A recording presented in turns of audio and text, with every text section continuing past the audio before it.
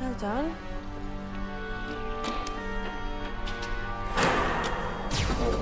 You're lords and masters.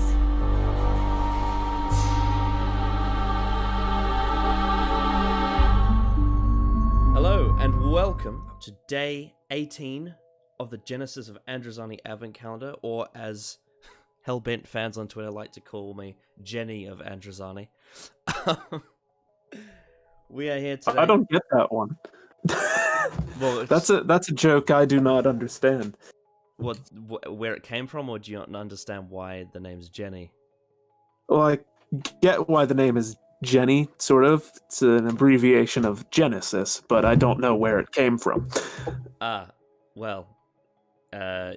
Apparently I gave a backhanded compliment to Rachel Talalay, and I got in trouble for it. Ooh, shit. Anyway, so we are here with a video with Brian Corrigan. Yeah, I think this is the second time I've been on your channel. Since the Bolstrak thing? Yeah, where I had a mental breakdown. Yeah, that was in April of this year, I think. Yeah, Jesus, was it really that? It was. Only that long ago? Yeah, it was That's April. Oh, well, 2020 is like 4 years wrapped in one, so... Yeah, it is. But without all the sporting events that come with 4 years. Anyway. Right. Oh, that's right. I forgot you wouldn't know much about that. We did a podcast together where we talked about sport on your channel. Yeah, that feels like ages ago, but it wasn't that long ago. No, it really wasn't. So today we are here to talk about why we think the 8th Doctor era on Big Finish with Charley Pollard is great. So this is the set of main range stories featuring the 8th Doctor that came out from 2001 to 2007. This is my personal favorite run of Doctor Who across the entire franchise. Well, given your profile picture, it's not a surprise. No, it isn't. Yeah. I'm a huge McGann fan. Mm-hmm. As am I. I listened to most of these stories earlier this year in order, and I thought this run was pretty damn excellent. So, yeah, very... Yeah, it really... I mean, there are things that are definitely wrong with it. I imagine we'll cover that as we go forward, and I can get deeper into that. It's not perfect, but I do really like it. Mm-hmm. It's pretty damn good. And then, of course, after that, McGann became more like a box set Doctor, although, to be fair, there was the Mary Shelley stuff. There was the Mary Shelley stuff, and he did have his own run of adventures on BBC Radio 7, which I think became Radio 4 Extra at some point. Yeah, and of course, he's going to be returning for the final main range story. Which cool. I'm excited for. Mm-hmm. It's going to be a big bucket of fan wank, and everyone's ready for it. The end of the beginning. It's just so cliched. Anyway. It's such a bullshit title, man. Yeah. Anyway, so, shall we crack into what we're actually going to be talking about? Yeah, give me topics, because when you were telling me how we were going to be doing this, you sort of gave me an overview of what we were going to be talking about, but didn't break it down into specific topics. All right, well, so I'll point you in the right direction. All right. Okay, so basically what I want you to do at the start is I want you to just sort of, without going into any proper detail, just sort of give a brief outline as to why you think this era is so great. Well, as a lot of people will probably figure out with me, when it comes to Doctor Who, a lot of my opinions are based around a wall of nostalgia and sentiment, so they're almost entirely subjective. This run of Doctor Who is very special to me because it came about the first time I heard it, which I didn't hear all of it at once, but I heard the beginning of it when I was around 7 years old, and that's sort of like a time when I didn't really have Doctor Who too much in my life, because when I was really little, I watched all the classic stuff on VHS tape then, or VHS tape player broke, and the only time I could watch Doctor Who was when it came on TV. So it wasn't really a prominent thing, and all of a sudden, my dad got this shitty iPod off of one of his friends that came preloaded with a bunch of Paul McGann Doctor Who audios. Now, we had an illegal copy of the TV movie at some point, so I was always fascinated by McGann because he was the one who'd had, the one appearance. And so I sat down. This was my first experience with audio drama as well. And I listened to Storm Warning and Sword of Orion, Stones of Venice, Invaders from Mars, and the Chimes of Midnight. So you skipped Minuet in Hell. Yeah, the thing didn't actually come with Minuet in Hell. So I can see why. There's probably a good reason for that. Yeah, for parental purposes? Probably. Blood of the Daleks was on it too, but, as far as like a consistent run of stories go, that's what I had. I had the first few Charley audios, and I listened to those pretty much on repeat because I was just so fascinated that Paul McGann had done more Doctor Who, and I really, really liked what I heard at that age. Forgot about it for a few years after I lost the iPod, then came back to it when I was around 13, and decided, you know what, I want to finish this because I remember really enjoying it. And lo and behold, I enjoyed it all the way through, and it remains one of my favorite runs of Doctor Who to this day. Excellent. So, my story's a little bit different. I've almost no connection of nostalgia to it. The only nostalgia I have for the 8th Doctor is when I was about 10 years old. I watched the TV movie on YouTube in like 10 parts. It was one of those ones where they... I watched Revelation of the Daleks for the first time like that.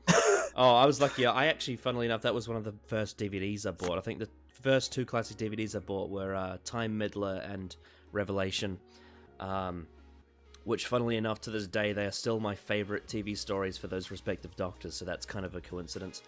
Nice. And I think nostalgia might have a big thing to do with that. But also, yeah, I do have nostalgia for the TV movie because of that, when I watched it as a 10-year-old. And I was always fascinated by Paul McGann because, even though as a 10-year-old I was constantly crowded by, online reviews and my dad telling me that it was terrible, I was always really fascinated by the movie, and I always liked McGann in it. I always thought he was cool. Yeah, that's another thing. Like, aside from the fact that, McGann has become my favorite Doctor, he's just a really good actor overall. Mm-hmm. So I'd argue that he's probably right up there with Peter Davison in terms of like star power for the Doctor in the classic series. So he's right up there with some of the greatest actors to play the Doctor, I think. Mm-hmm. And so I always had a fascination with him, and I'll never forget when my inbox got flooded with Night of the Doctor when it came out. I'll never forget that. And I was just like, oh my god, it's Paul McGann. And then, like, the thing is with Big Finish is that it took me a long time before I got into Big Finish because it's not really a format that's that really works for me at the base level. I've managed to really push through and improve on it, but due to the fact that I'm a visual and kinesthetic learner, I love TV and I love video games, but audio is a tough one for me. It's a tough one to get my head around. Aside from music, I think music's a bit different because it's kind of it's more of a instantaneous, momentary thing rather than a narrative thing. But audio drama was a difficult one for me, unless, of course, there was like patronizing exposition, which is what you get when you're a kid and you're listening to like tapes that spell everything out for you as it happens. Right. But basically, yeah, audio drama is a difficult one, which is why it took me quite a bit to get into Big Finish. But I think eventually, when I finally got my head around it and I started to properly listen to Big Finish, and I think in the first stages I would listen to a story about 3 times before I could get it properly, and sometimes that's even still the case now.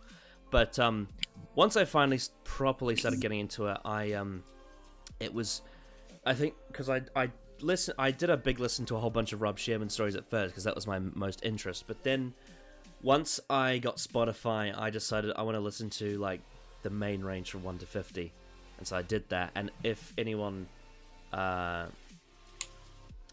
to see what I think of the main range 1 to 50, you can check out day 4 of this calendar because I ranked all of them. But in doing that, and obviously I'd already listened to Scherzo before, but in doing that I listened to all of those ones with McGann, and I liked it so much that I decided to buy all of the rest of the Charley era off the Big Finish website and listen to the rest of that as well. And so I don't have the nostalgia that you have for it, but having listened to it recently, I just have an admiration for how it's written, how it's acted, and just the boundless creativity that it has. And I also really like the characters for the most part as well. That's another reason I think I really like it. It's easily, well, I'm not going to say the most experimental run of Doctor Who ever, because he got the Virgin New Adventures for that. But it's easily the sort of run that has been the most experimental that's been done in some form of performed media. It just like the writing, how do I say? The writers behind it wanted to do something different with the Doctor Who format and managed to do it. And it worked really well, and that's why I really, really like it. Yep. What I will say, though, is I do think, like you said, it's not perfect, and there are a few misses. No, it definitely does have its misses.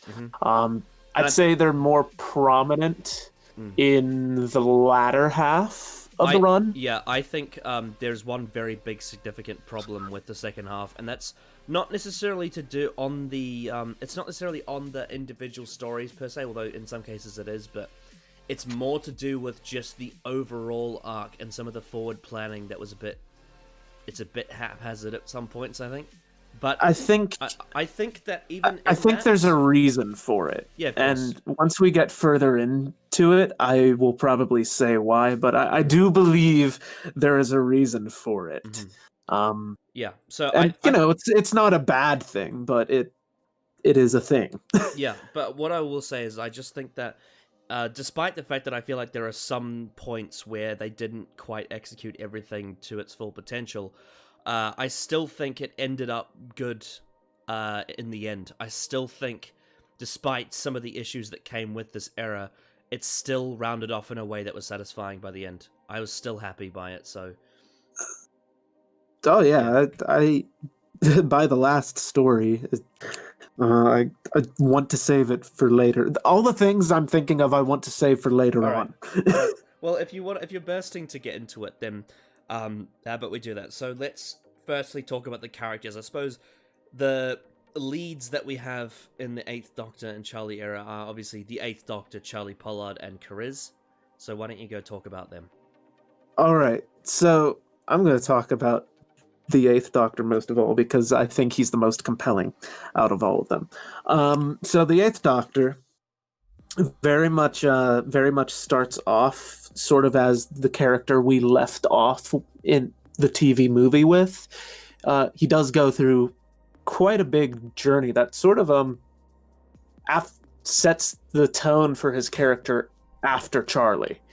But yeah, he basically starts off as this guy who's, a romantic, just wants to go around traveling, see the universe, and not really get in anybody's way, but keeps leaving a sort of like big contrast to Sylvester McCoy's Doctor. But still manages to keep leaving death in his wake. And I'm not talking like, a couple people die in each of his stories. Like, the first few stories we spend with the catastrophes. They're riddled with catastrophes. He can't really escape this big impending doom that follows him. And by the end of his run, or at least this bit of his run, he's very much changed by that. He becomes he becomes a bit more bitter and slightly more irritable and harsh. And I don't know, it happens over a course of time, and it's a very subtle change as well. But just the fact that they paid that much attention to detail with his character, and still pay attention to it, like throughout, the stuff following this, that sense of everything is just weighing down on him is really, really central to how Big Finish characterizes the Eighth Doctor. And it's been there since the beginning, and I just really appreciate that character arc. I think it's one of the most compelling that Doctor Who has done. Mm-hmm. Yeah, it's fantastic. I agree with you. I love the way that his character just slowly but steadily evolves throughout every story.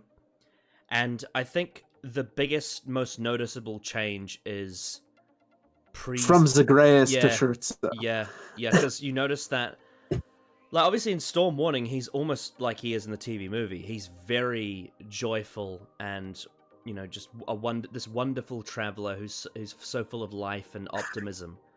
And then, right, but by the girl who never was, there's this underlying cynicism that wasn't there before.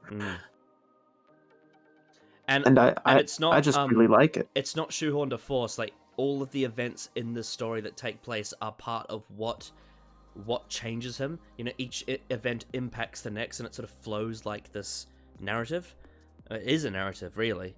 I think, but when you really get to the Divergent universe, that's when you really start to notice some big changes with his personality, especially with the fact of when Charley follows him there without his consent, and you see a really different side to him now that he's stripped back in that story. And stuff like in the last, when he tells, I can't remember the character's name, but he tells that woman who's basically, outlived everyone else in the world, that he truly hates her. Like, you can't imagine the Eighth Doctor from Storm Warning saying anything like that, but it had been building and building and building for so long, and within that story itself, you can actually believe it.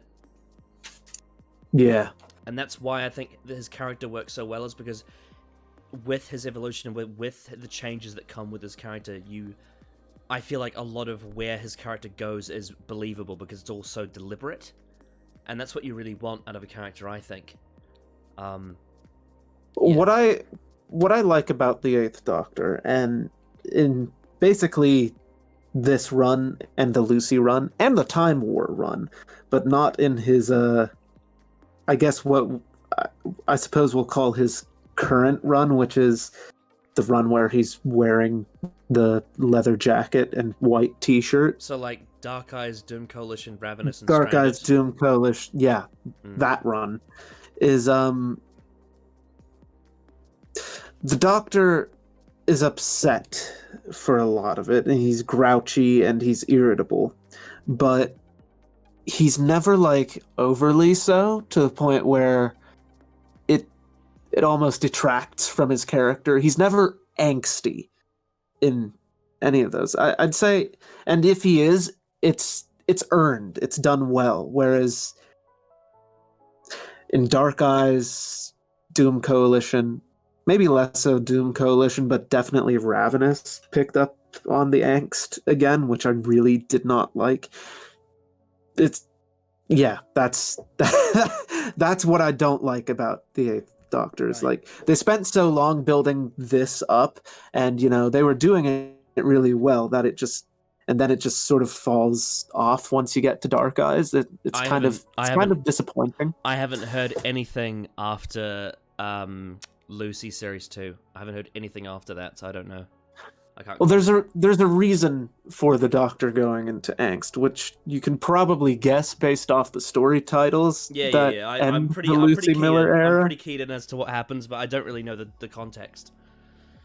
Yeah, well, there's a reason he goes all angsty, and I can get that for maybe the duration of Dark Eyes, because, or at least the first set, because what happens at the end of the Lucy era very much plays into the first Dark Eyes box set. Mm-hmm. But, and it should change him. I'm not denying that it should change him, but you still have to keep that balance of not being too edgy, basically, with the Eighth Doctor. The Time War does it fairly well, and I'd argue the Time War is probably more devastating. But that weird in-between phase where he's wearing the leather jacket doesn't do it for me. All right, but going back to the Charley era, I would say he's pretty fucking spectacular in the Charley era. Oh, yeah. Yeah. I'm just using that as an example of what this version of his Doctor isn't, basically. Of course. This is something that's well balanced and well written. Absolutely. And it's also, like you said, Paul McGann is an incredible actor, and I think he's perfect for Big Finish because he has just such a captivating, cold voice that I never get bored of. I could listen to him speak all day. I could listen to him read the dictionary. God damn, dude. Yeah. He's such a good actor, man. Mm-hmm. He's like, aardvark, apparatus, apple. Oh, yeah. No, his voice is great. Yeah, it's perfect for the audio medium. Absolutely. But yeah, he has such the thing is about with audios is that because you can't see them, the performance has to really strike you because you're only hearing it. But what I love about McGann is that he somehow manages to find a balance where he can still have subtlety in his voice, and that's not easy to do. Having subtlety is easier, not necessarily easier, but it's more conventional when you're doing TV because you can use your inner monologue and facial expressions to display it. But because we can't see him, we have to try and imagine it. And the way that he uses his voice and the subtleties in his performance to create an inner monologue just by hearing him speak is really, really, really talented. And I think that's one of the best things about his performance in Big Finish for me. Well, another sort of just, tribute to how great an actor he is. Doctor Who doesn't make me shit my pants a lot. I'm never really fucking scared by Doctor Who. And definitely not the Doctor most of the time. Paul McGann is the only Doctor who's drawn up such a goddamn fury that it's actually made me do a double take. Have to pause the story and go, hold the fucking phone. I have had a couple of moments in the TV show with that, to be honest. I do get what you mean though with McGann, as he's just so.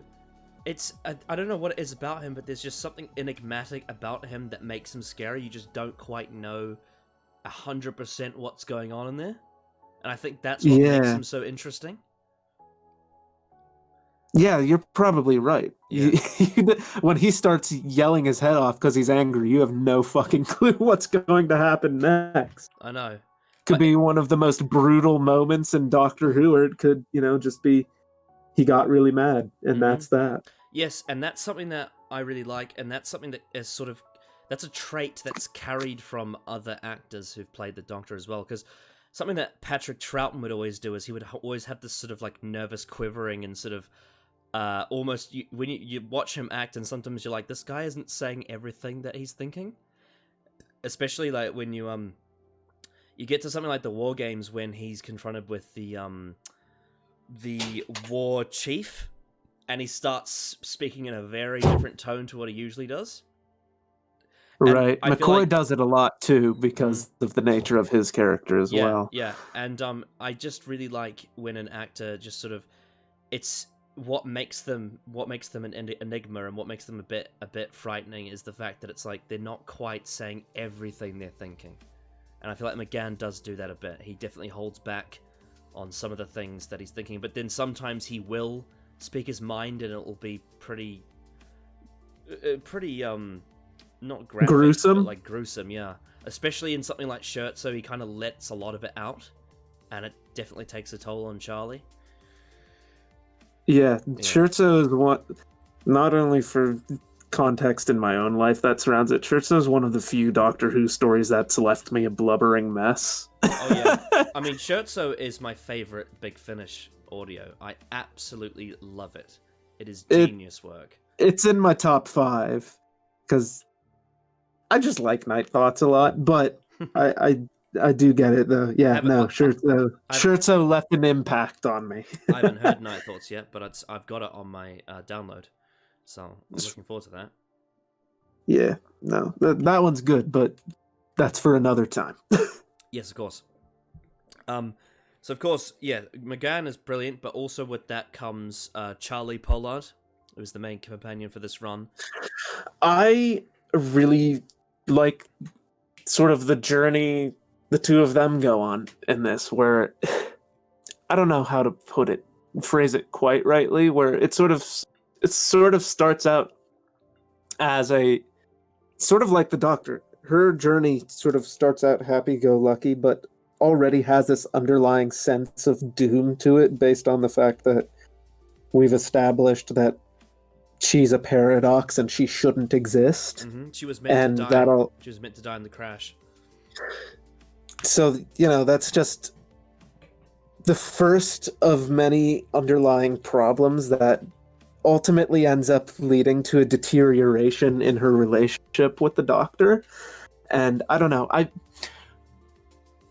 there are a lot of Doctor Who companions, right? Leave because they claim to have, especially, well, as an example, in Tegan's case, mm-hmm. Traveling with the Doctor has stopped being fun. Mm-hmm. You don't actually see that deterioration happen throughout the stories as much. I would say it does happen in some areas. Like, I think you can point to stuff like Earthshock with Eirich and also the entire of Resurrection of the Daleks, but I get what you're saying. There's not as much foreshadowing to it, whereas with Charley there is. That's a big difference.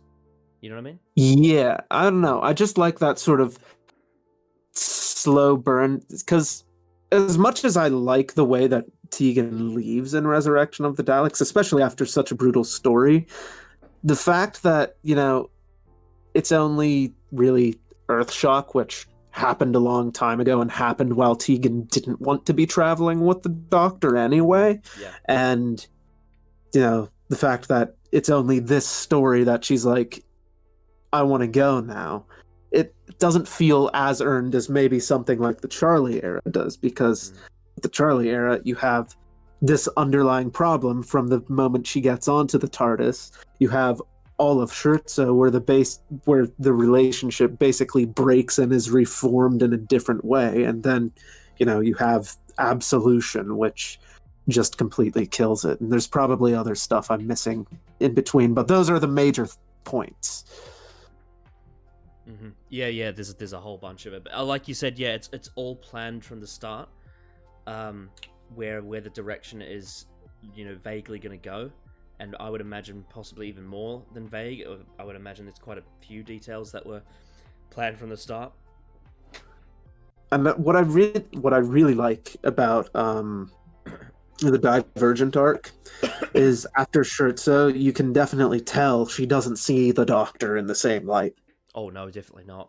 It stopped and being likewise this, it stopped being this sort of romantic dream fairy tale thing, and it starts becoming a much more complex love-hate in a way. Yeah. You put it perfectly right there. Yeah. And it's reflected in India Fisher's performance and the writing, which is, again, a testament to how great that character and the actress is. Oh, yeah. I think India Fisher was great, and I think the main thing that really makes her so endearing just from the start is just how much just bountiful, human energy she just has. And obviously her being a sort of historical character in the sense that she's not from our time is interesting. But I just think the fact that she not only has this passion for adventure, but also just with it's all the little scenes, like all the little details of all the little scenes that she's in. She's just got such a relatable, grounded personality, if you know what I mean.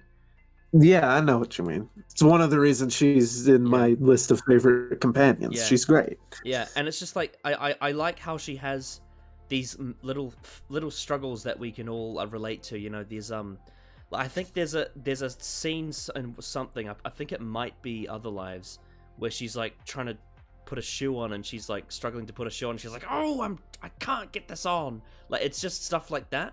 It's stuff like that you know, the listener can sort of understand, and that's why I think what makes her, you know, in the small moments, that's what makes her a great point of view character in a way, because, you know, she kind of represents us in a way, but she's also Everybody's had a moment where they can't get a shoe on and they're just like, God fucking damn it! exactly, yeah. But then also the fact that we can relate to her on that level, but then at the same time, she's from history, she's not from our time, so she has a slightly different worldview and a slightly different sensibility, which is interesting. And then, of course, you have her, you know, relationship with Paul McGann's Doctor, which is just, they just have incredible chemistry, and I love it. They are just one of my favorite TARDIS teams. They are so good. And rightly so. I find Charlie's journey with the Eighth Doctor in this whole run just so fascinating, and I think one of my favorite performances from India Fisher is actually Zagreus, because I feel like she really carried that story on her back. Because, you know, I get where you're coming from with that. Because, you know, it does take a lot, and I think in the last video I did where I talked about Zagreus, I agreed with you on that. That's probably one of her strongest performances. But I just, along with, but Zagreus, here's the thing with Zagreus. Zagreus may focus a lot on Charley, but Charley is far from the only character in Zagreus. Of course. Zagreus has a wide variety of people in its cast. well, obviously it's What I it's think- a 4-hour story. What I think is a true testament to her ability as an actress, and Paul McGann's, is sort of the same thing as, you know, Peter Capaldi carrying Heaven Sent in Scherzo. You have a story where literally nothing is going on till like the very end, and it's just a conversation Oh yeah. between one character and another character. And the fact that, you know, the two of them can do that and make that story fly by is fucking beautiful.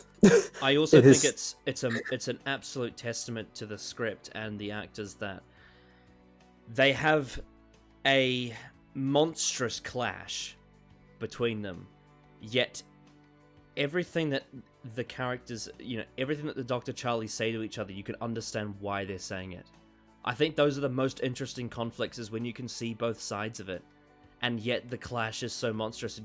And because we had spent so much time with them before that and the other stories, getting to know them and seeing their relationship grow, having that come crash down, it's really heartbreaking, because, you know, it's like, you don't want this to happen, but it makes so much sense.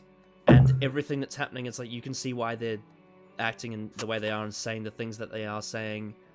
And it's just, it's brilliant. It's absolutely exquisite character drama, you know? I imagine we would have touched on Scherzo a little later, but since we're touching on it particularly heavily right now, I'll just say that, you know, Scherzo sticks out in my mind not only because of what's there, but because of, you know, the context in which I listened to it. I listened to Scherzo at a time in my life where, I'll say it like this, not a lot of people liked me. In fact, the only person who did like me was my girlfriend at the time, and my girlfriend dumped me. You know, like the day before I listened to Scherzo. So I'd had a monstrous clash with most of the people I was friends with and my ex-girlfriend.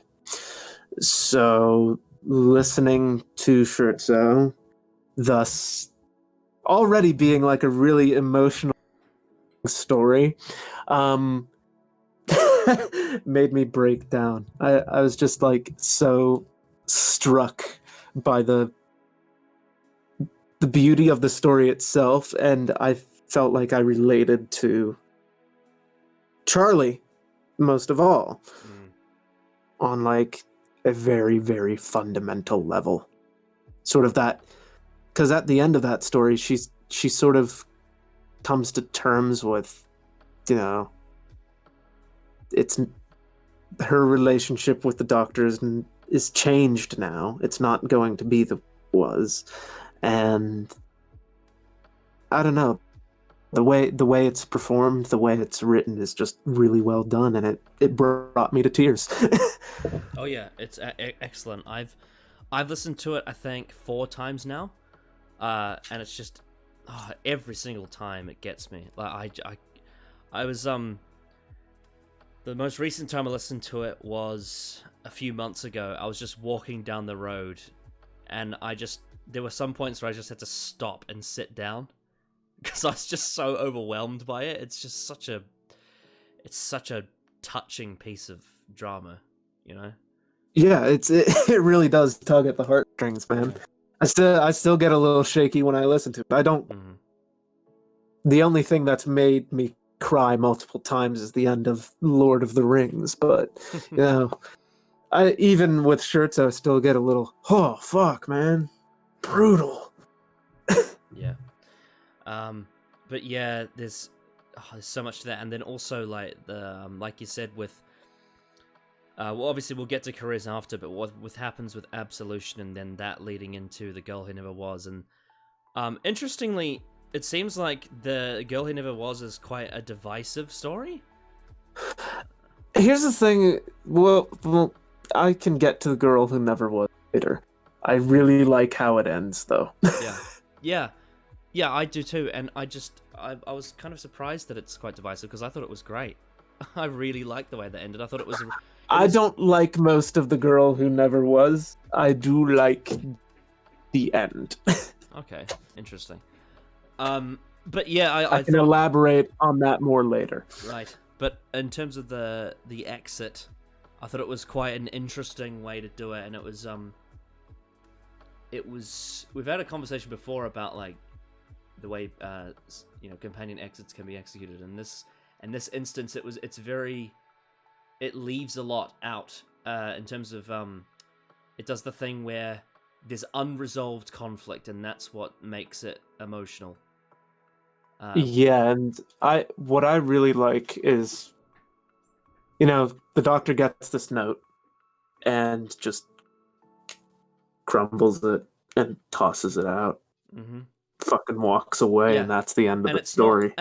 It's not sour, but it definitely has a somber tone to it.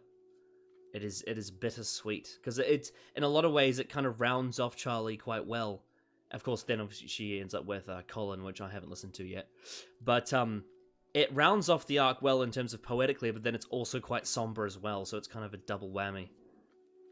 And I thought that was really interesting. I thought it was a really interesting way to end it. Because as far as Charley goes, Charley's conflict, at least her internal one, is pretty much done, whereas the Doctor's is very much not done. Yeah, because and most companion exits in the show are either a wonderful, brilliant, and everything you could possibly want fairy tale ending like Ian and Barbara, or it's a devastating, just horrible and heartbreaking thing like Eirich. It's one or the other. It's either you go... This one's a bit of both. Yeah, this one's a bit of both, and I think that's really interesting. What I think is also pretty interesting is it never really gets resolved, unless it gets resolved in Ravenous. I don't know if it does. I haven't listened to Companion Piece. Right. But I really like that it never gets resolved, because on a whole other level, now that's also even more relatable to, the people listening, because in life, there are moments where you're going to have a conflict with someone you care about, and it's never going to resolve itself. It will forever remain unresolved. Mm-hmm. And I just really like that. For the purpose of the Eighth Doctor's arc going forward, that works really well, because then that starts to send him on the spiral that he's going on. I think it's it's everything that happened that sends him in his spiral, but that's definitely another weight just added on to his shoulders. Oh yeah, well, because I'm pretty sure that the ending of the Lucy era is a much bigger, like, Jesus, boom, explosion, you know, for his character arc. But this one as well, like, Charley leaving is very like, ooh, he's starting to. He's really starting to, like, kind of lose it a bit, and it really, what works even better, because you've heard Blood of the Daleks, right? Yes, of course. All right, so, you know, just briefly touching on the next era really quickly, the way he sort of is introduced to Lucy, listening to The Girl Who Never Was and listening to Blood of the Daleks back to back is really interesting, because if you listen to Storm Warning and then listen to Blood of the Daleks, as I did when I first listened to both of those stories, there's like a complete and total character whiplash with the Eighth Doctor, whereas he's really sweet in Storm Warning. He is really fucking annoyed with Lucy. And, like, really doesn't like her. Yeah, I know. And is just a bit of a dick throughout that first story. Which is interesting, because didn't Blood of the Daleks come out before The Girl Who Never Was, in terms of release? It probably did, but it probably wasn't written before. Oh yeah, no. The Girl Who Never Was. So I don't know. I just think it's really interesting that, you know, you can listen to those back to back as if you're just, you know, binging a TV show, and it links up perfectly. But I think that's what made Lucy great for that, is that she kind of whips him into shape a bit, which is what he needed. It's nice. She's a nice foil for him at that point.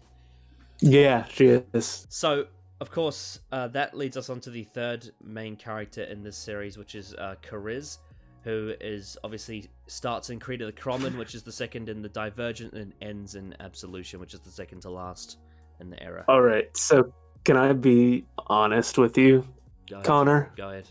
Kariz is my first problem spot with the Charley era. Okay. I really don't like Kariz, and it's not because I don't like the concept behind his character. I think the concept is really interesting, and I think overall it's resolved nicely in Absolution, but I feel like, whereas with the Doctor and Charley, you definitely had a build-up of their character arcs. Kariz just feels a bit one-note in comparison, because the same story is essentially being told with him in each thing he's in. He doesn't really progress. He sort of just stays where he is. He's like, oh, I killed Lyda. And that's pretty much his character. You know, he's got that I save the dead people I make dead thing going on. And it's not really built up. We don't really get anything like where the Doctor and Charley get hints towards it and just completely miss it or anything. It just doesn't go anywhere. And then Absolution happens and it offers an explanation for it, but it's just like, okay. Yeah, it's whatever. It's logically sound, I suppose, but it's not really narratively satisfying. It's kind of stagnant. Having said that, though, I do quite enjoy his rapport with the Doctor and Charley, mainly Charley, I would say. Let me say this. I like him in the Divergent universe, because I did do a big re-listen of the Divergent universe arc recently, where, you know, that trauma of killing his wife and basically losing his planet is a lot more fresh in his mind, and they do actually do quite a lot of character stuff with him in terms of like developing it and going forward with it. But after the next life, he sort of stagnates. Yeah, I think he's probably, because obviously he gets introduced in Creed of the Cromon, right? But I think as a character, he kind of has his best moments in the second half of Divergent Universe, like Faith Stealer, The Last, K-Droya, and The Next Life. I think that's probably where it peaks for me. He's actually quite interesting in that period, especially I think Faith Stealer, he does quite a bit in that one. But then once you get to Terra Firma onwards, he doesn't really progress at all, like you say. He just sort of stays as the same character for a lot of it. I think that might be an after effect of, the Divergent universe was initially planned to be longer. I know Scaredy Cat and Time Works, maybe Memory Lane as well, were all, maybe even Something Inside, I'm not sure. Anyway, all of those were meant to be Divergent stories. And they didn't end up being Divergent stories, so a lot of the ground that you'd want to cover with Kariz in those stories was already covered earlier because the script editors were like, oh, shit, we gotta get our asses into gear and do something satisfying with Kariz. So he just sort of stuck retreading the same ground throughout that last sort of quarter of the Charley stuff. But it is weird though. That's actually one thing I will say is that is really weird is that there are stories that are outside of the Divergent arc that feel like they belong in there. Like you say, like Time Works and Scaredy Cat and although I wouldn't want Scaredy Cat in there, but anyway, like Time Works and Memory Lane and Something Inside, right? But then you get stories in the Divergent arc like the Twilight Kingdom and the Creed of the Cromon that don't feel like they belong in there at all. They're really generic. We'll get to Creative later. To what? You probably know what I'm going to say with Creed of the Cromon, so we'll get to that later, I assume, when we talk about good stories versus the bad. Yeah, I was just so surprised. I was like, why are there stories like this in the Divergent arc? They could literally be in any Doctor Who era. Especially like the Twilight Kingdom, I'm like, what is this doing here? Whereas then I listen to like Time Works and Memory Lane. I'm like, this should have been in the Divergent arc. This makes so much sense to be in there. Time Works specifically. Time Works should have been in there somewhere. Although, that whole concept of time doesn't exist. I'm not sure how you'd actually get Time Works to work in the Divergent arc. Yeah, true. I don't know. It's a bit weird. Anyway, but yeah, I'm very conflicted on Kariz. I think he's an interesting companion in the adventures. Like I think the way I've heard Dylan describe it before is that like his arc is a mess, but as a sort of companion in the individual stories, he's kind of fun to have, especially with his rapport with Charley, I think. But he and Charley work really well together. Yeah. They're and as far as that goes, it's just I think the actor Conrad Westmaas, he kind of adds this really, he's got a bit of a weird aura to him, and I think that kind of helps. Yeah, he's meant to be, because Kariz is obviously is not human, so he's not even from the same universe. No, he's not. So he's a bit of an abstract idea for a companion, and I think the performance definitely adds a bit of like oddness to him. Like he's a bit strange. I suppose in that regard, you're right. He's not bad. It's just with the Doctor and Charley, that sort of entire run of stories sets up a precedent, and Kariz is sort of lacking as far as that goes, I suppose, which is why I'm not too keen on him. Yeah, it's just that again, some of the issues with like the forward planning with the second half of this era is just a little bit shaky, and Kariz tends to be at the brunt end of a lot of it, which is a shame. Yeah, which is the forward planning in this era. I can mention it now because it's a big issue with Kariz, and it's a big issue with some of the stories. One thing that's pretty cool about the Charley era is that it has a story arc going on throughout it, up until Terra Firma. Yeah. In which case, the stories are no longer like blocked together in sort of season chunks as far as releases go, Yeah. and there isn't really a story thread Yeah, aside it from starts to feel a bit... this repetitive thing where Kara's talks to a person who died earlier in the story. Yeah, it starts to feel a bit more like the other main range.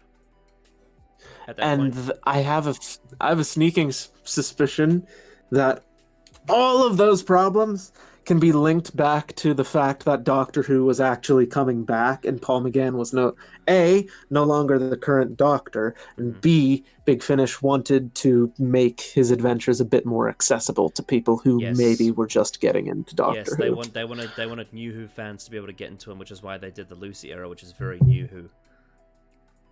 Yeah. It's a shame, really. I mean, I have enjoyed the Lucy era from what I've heard so far, but I just wish that it didn't have to, it didn't have to change all the plans come they at the had. sacrifice of the Charley stuff. Yeah. Yeah. It's a frustrating one, but it's still I like the Lucy era though. Yeah, true. But what I was going to say is that even with some of the problems, I still think on the whole it still succeeds. Even the rougher ends of like the second half of the Charley era, I still think overall it produced some very good stuff. Despite the fact that maybe there isn't a story arc going on, the stories as individual stories, aside from the Kara's stuff, work really well and are really compelling and interesting to listen to. Other Lives and Time Works specifically are pretty cool. Something Inside had me on the edge of my seat the entire time. They still work. They're still really good, and they still fit into the run nicely. It's just a bit rough. Let's move on from the characters. Let's talk about the tone and the style of the Charley era. What is it that makes this distinct? So what makes it distinct from probably every other run of Big Finish and Doctor Who is the fact that, like I said earlier, it's really experimental with some of its storytelling. Something like Scherzo couldn't be done on TV. Same with Embrace the Darkness, even though I don't particularly like Embrace the Darkness. It goes to places that hadn't been done in performed media before. I mean, there are definitely darker stories in this, like Chimes of Midnight, for example. Just, one you may have heard of. You couldn't do that on TV either.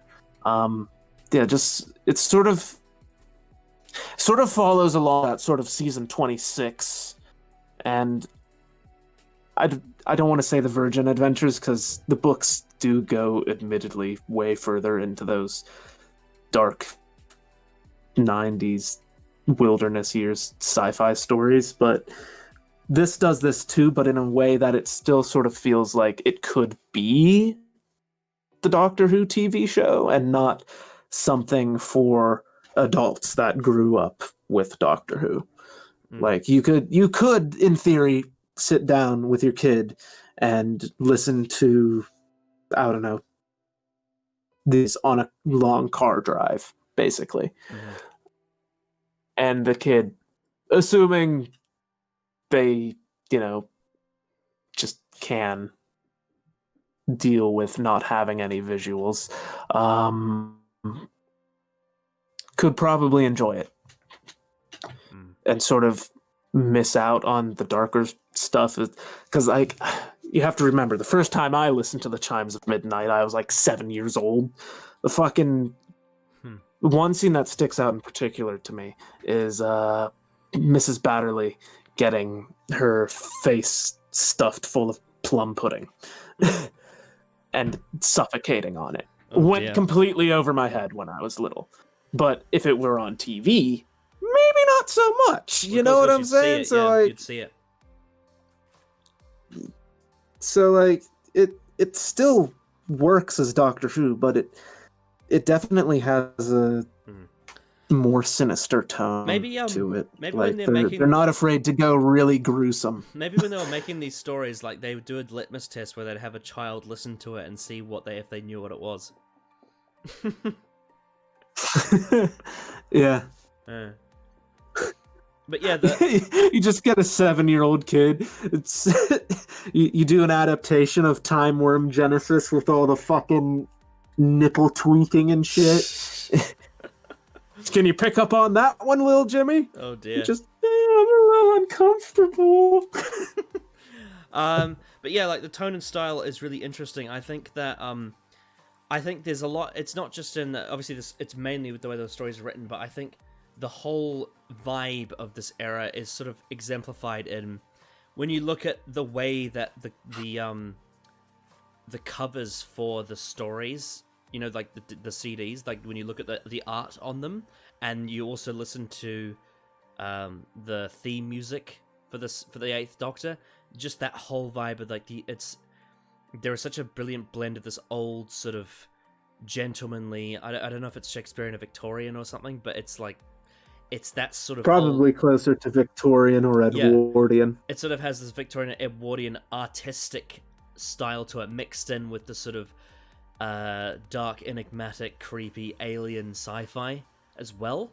I think that brilliant sort of blend is what gives it this unique, distinct style.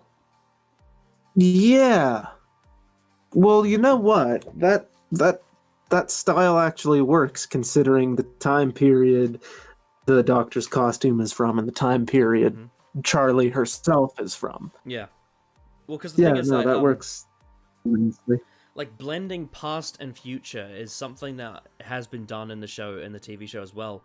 But it's just that when you have an entire era that feels like it's got a synergy of both, it really is quite distinct, I think. Yeah. If you know what I mean. Yeah, no, I know what you mean. I get it. Yeah. That's a good way of describing it, actually. McGann's Doctor, in a way, kind of exemplifies that tone within his own character as well. So there's this great synergy that runs through the character and the stories. As far as like, you know, as far as like the era that I feel like, as far as all of Big Finish's stuff go, the era that sort of feels the most true to what the Eighth Doctor's appearance and what his character is, even though I like the Lucy era and I do like the Time War stuff, this is it.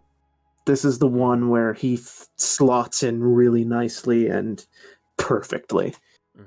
Absolutely. Yeah, I really like it too. I think it's so unique, and it pulls me into the stories. It's got such a captivating charm to it. But it's a different kind of charm to the TV show. Like, the TV show is often, well, at least the sort of the bulk of the TV show is quite endearing because it's charming in a way that's like, it's sort of magical, or it's, or in some cases it's quite, you know, like an action film on TV sort of thing. Or it's, you know, or it's, there's obviously each era of the show has a whole different, they all have different palettes. But I find a lot of it comes from it, you know, you're being sucked in by, like, you know, you want to come on this adventure with me, you know, or it's, if it's the Pertwee era, it's like, there are aliens on Earth and we must stop them, you know, it's that sort of thing. Whereas here, it's different. It's very different to both of that. It's quite an interesting blend of a whole bunch of things. And I think that's what makes it unique to me. I agree with you wholeheartedly. You just said it better than I did.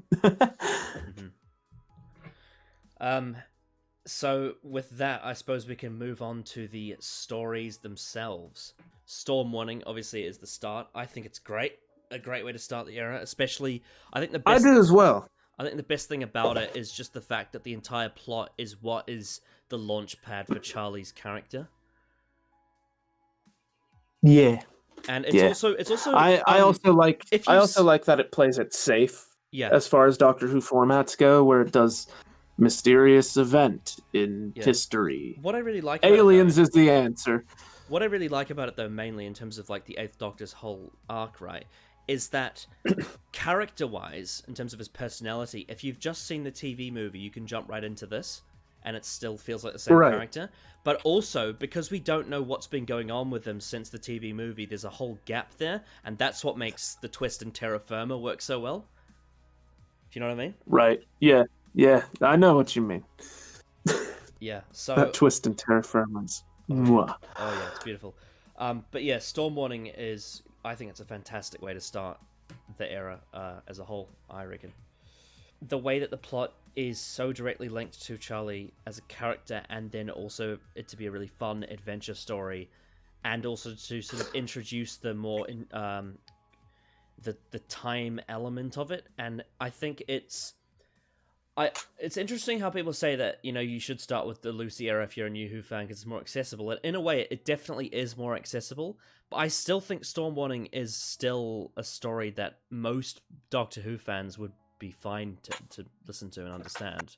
I still think it's really Yeah, you know, and really I think it has a couple loose threads at the end that might get you enticed to listen to the other stuff. I think mainly where it may get a bit difficult for some less experienced fans is probably after Storm Warning, like when you get to some of the other ones.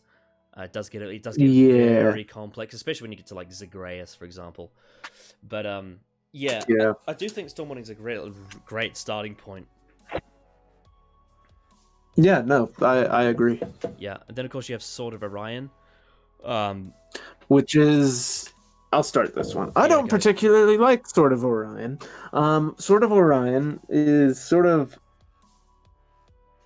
like the most bog standard Doctor Who story you could get, is a really, really shit Cyberman story, and none of the characters are likable, which I feel like that's done on purpose. But because something's done on purpose doesn't make it good or enjoyable. And I don't know, it's just the android thing doesn't feel very well thought out or explained, and like I said, as far as like Cybermen go, they're a big issue with the Cybermen by the 80s was they started feeling like men in tinfoil, and here they are exactly that. And this is exactly what Big Finish needed not to do with the Cybermen after the 80s. And I don't know, I just feel like the story's a drag. It's really long. Nothing is likable about it, least of all the Cybermen, and it's just shit. Yeah, basically. It's a really big misstep, and it doesn't feel like it fits this era. It shouldn't have been there, I don't think, honestly. It's so I'd also argue it's one of my least favorite characterizations of Charley. It's pretty much anything else, I really like Charley. Here, she's annoying as fuck. You know what's really sad, though, is I hate her in the story. You know what's really sad? This is the first 8th Doctor Big Finish I listened to, because it was free, and I really didn't like it, and I was like, I didn't want to continue, but thankfully I managed to get back around to doing the 8th Doctor era again. But when I listened to all the stories in order earlier this year, I skipped this one, because I didn't want to listen to it again. Yeah, so, I would too. It's not good. Yeah, so unfortunately that is a problem, is that's the very second story, and that is a big shame.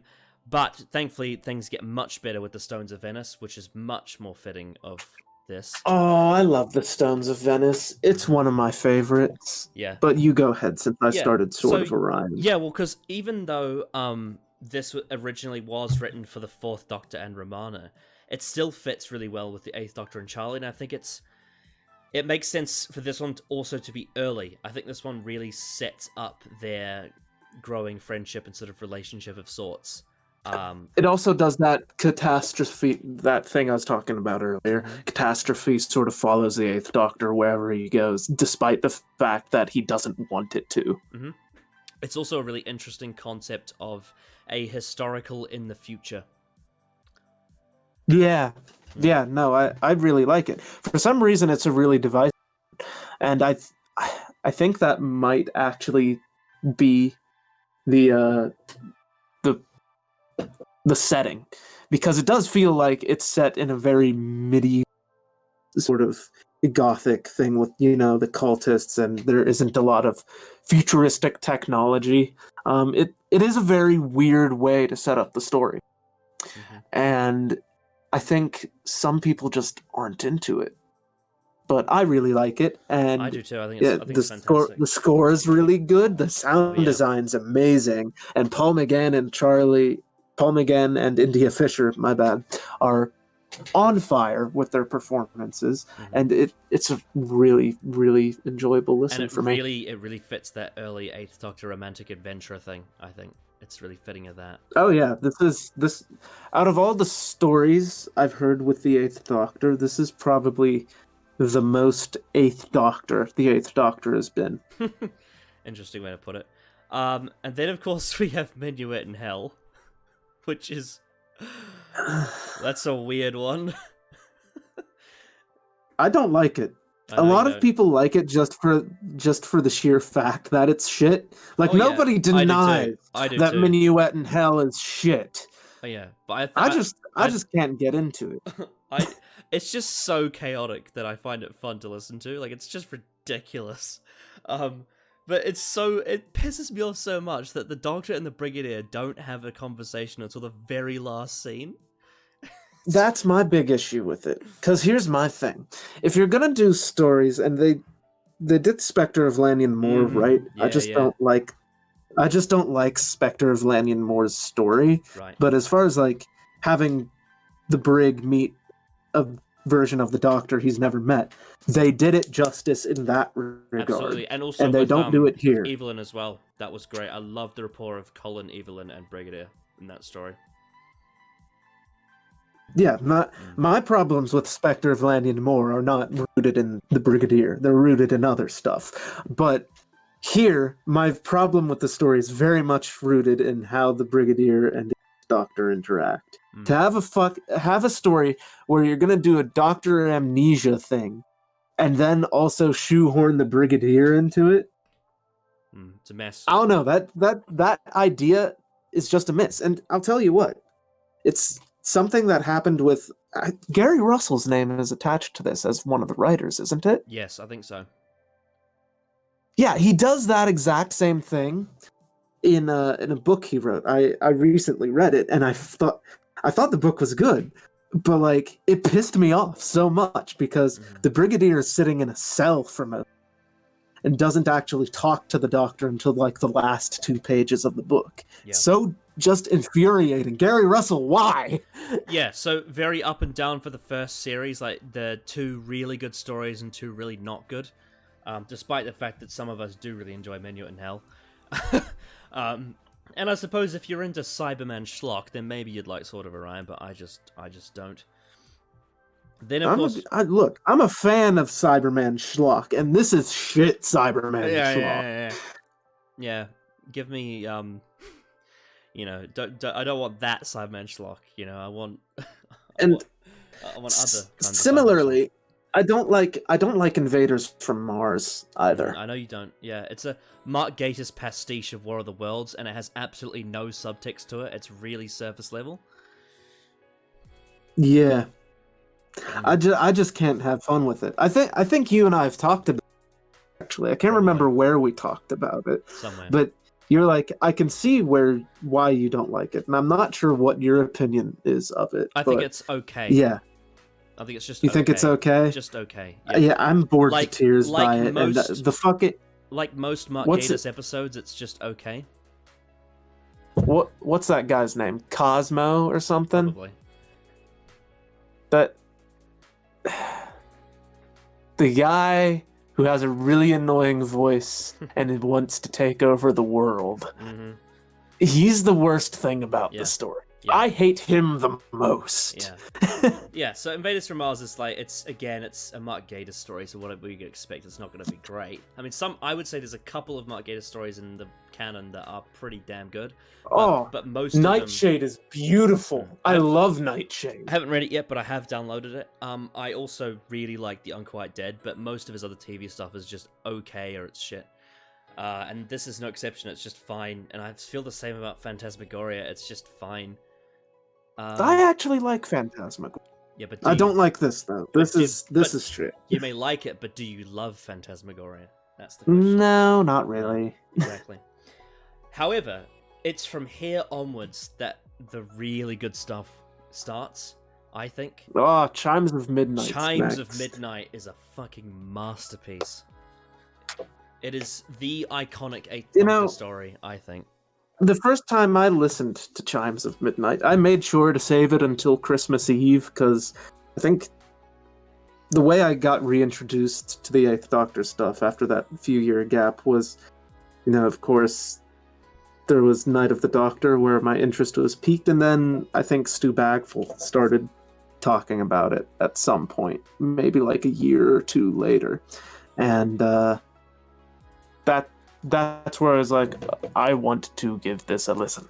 And he said, you should probably listen to this on December 24th. And so I waited, and I listened to it, and I was not disappointed. Holy shit, this is a grim Christmas special. Mm-hmm. Yeah, it's an absolute masterpiece.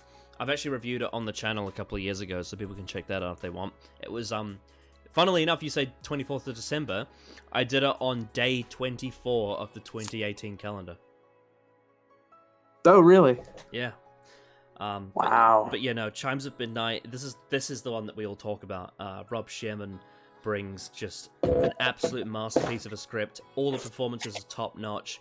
And also for the Eighth Doctor and Charlie's characters, this is where they really become great. I think this is the story where they properly become the legendary characters that we picked them up to be. I think this is when they really start to get the gears going, and just it also has one of the most badass scenes in Doctor Who, which is the scene where Charlie is choosing between whether she lives or dies, and the Doctor just manages to break through.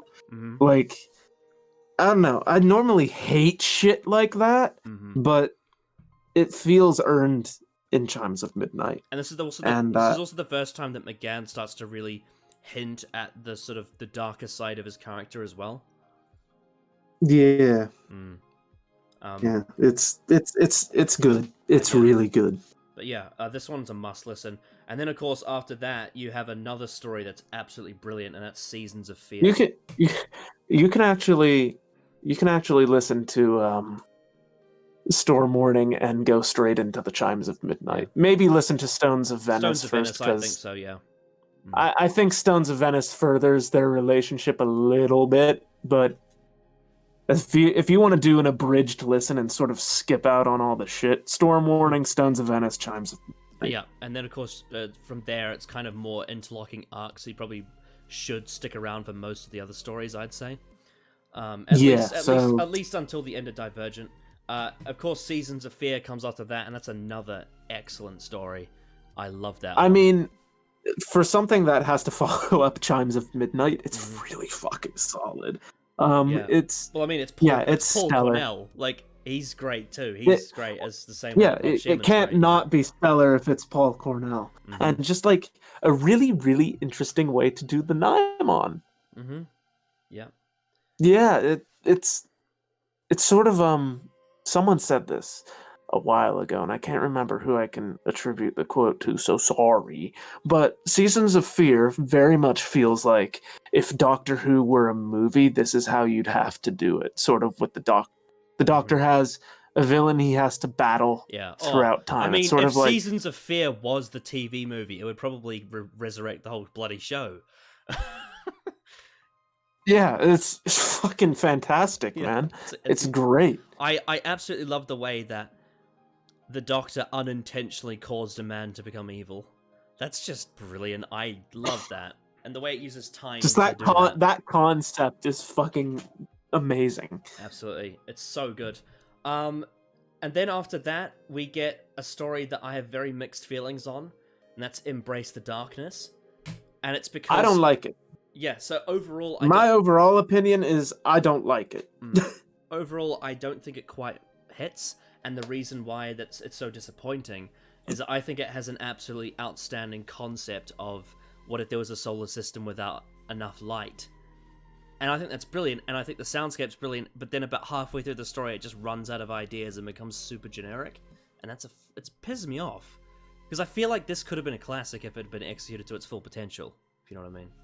Yeah, and it gets to the point where, because you know that it runs out of ideas through each re-listen, you're just sort of, because I'm a man who re-listens to Big Finish audios because I'm a nerd, but basically, yeah, no, it it diminishes the re-listen value because because I love this era so much. I've tried to listen to it all in more than once, and every time I get stuck on Embrace the Darkness. Because it's just, yeah. It's a real shame. It's a waste of a brilliant concept. Thankfully, Nick Briggs redeemed himself with Creatures of Beauty later in the main rage. Yeah, he did. He did. Creatures of Beauty. Creatures of Beauty is so good that it's so good. I forget that Nick Briggs wrote it. Yeah, it's probably my second favorite Fifth Doctor story after Caves of Androzani. I love Creatures of Beauty. Oh, yeah, it's fucking fantastic. Yeah. And then after that we have The Time of the Daleks, which I'm going to be honest, I'm not really that big fan of. Neither am I. Yeah. Like, I can appreciate it on some level, but not really. It's just sort of like a generic Dalek story. Yeah. It retreads some of the ground that it's. You know what Victory of the Daleks is like, right?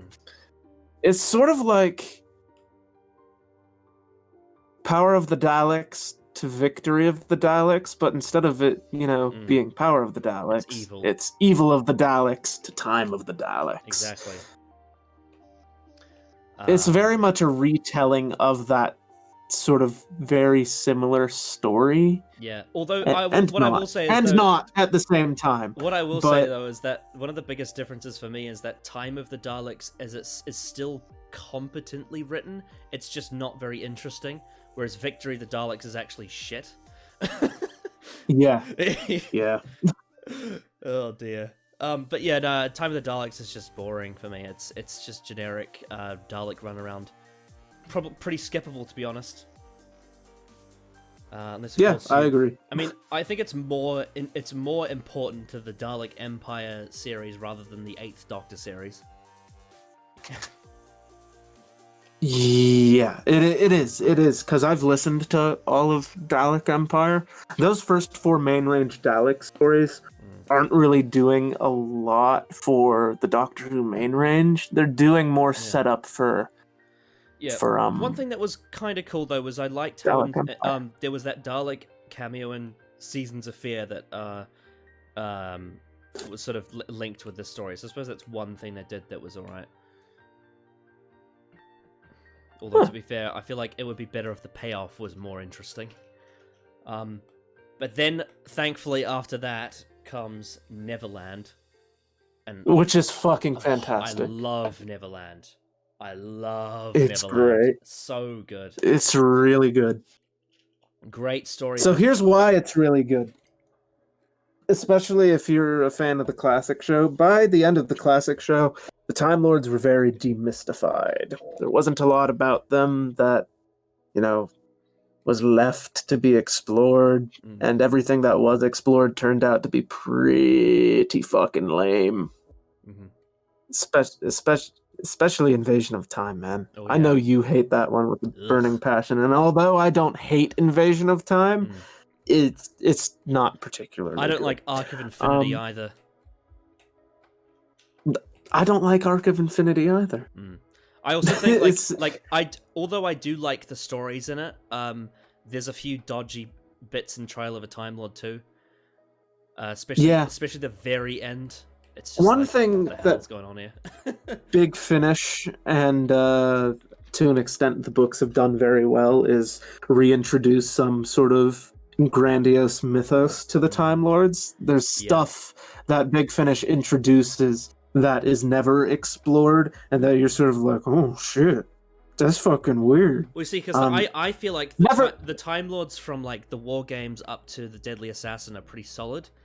It's just Invasion of Time onwards, they just lose a lot of that, This story is one of many that helps them regain that sort of mystery. And for other examples of this, being fixed, another really good one that I love outside of the Eighth Doctor stuff is Trial of the Valeyard.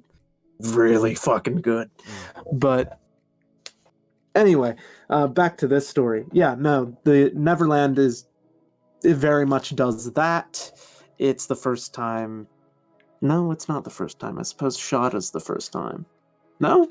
This came out before Shada. Never mind. This is the first time we have Paul McGann and Lala Ward together, and they work beautifully Yeah, and that was off each other. that was set up really well because you obviously had Romana appear in the Apocalypse element in the Sixth Doctor Big Finish. So if you listen to that, then you get Romana in here as well.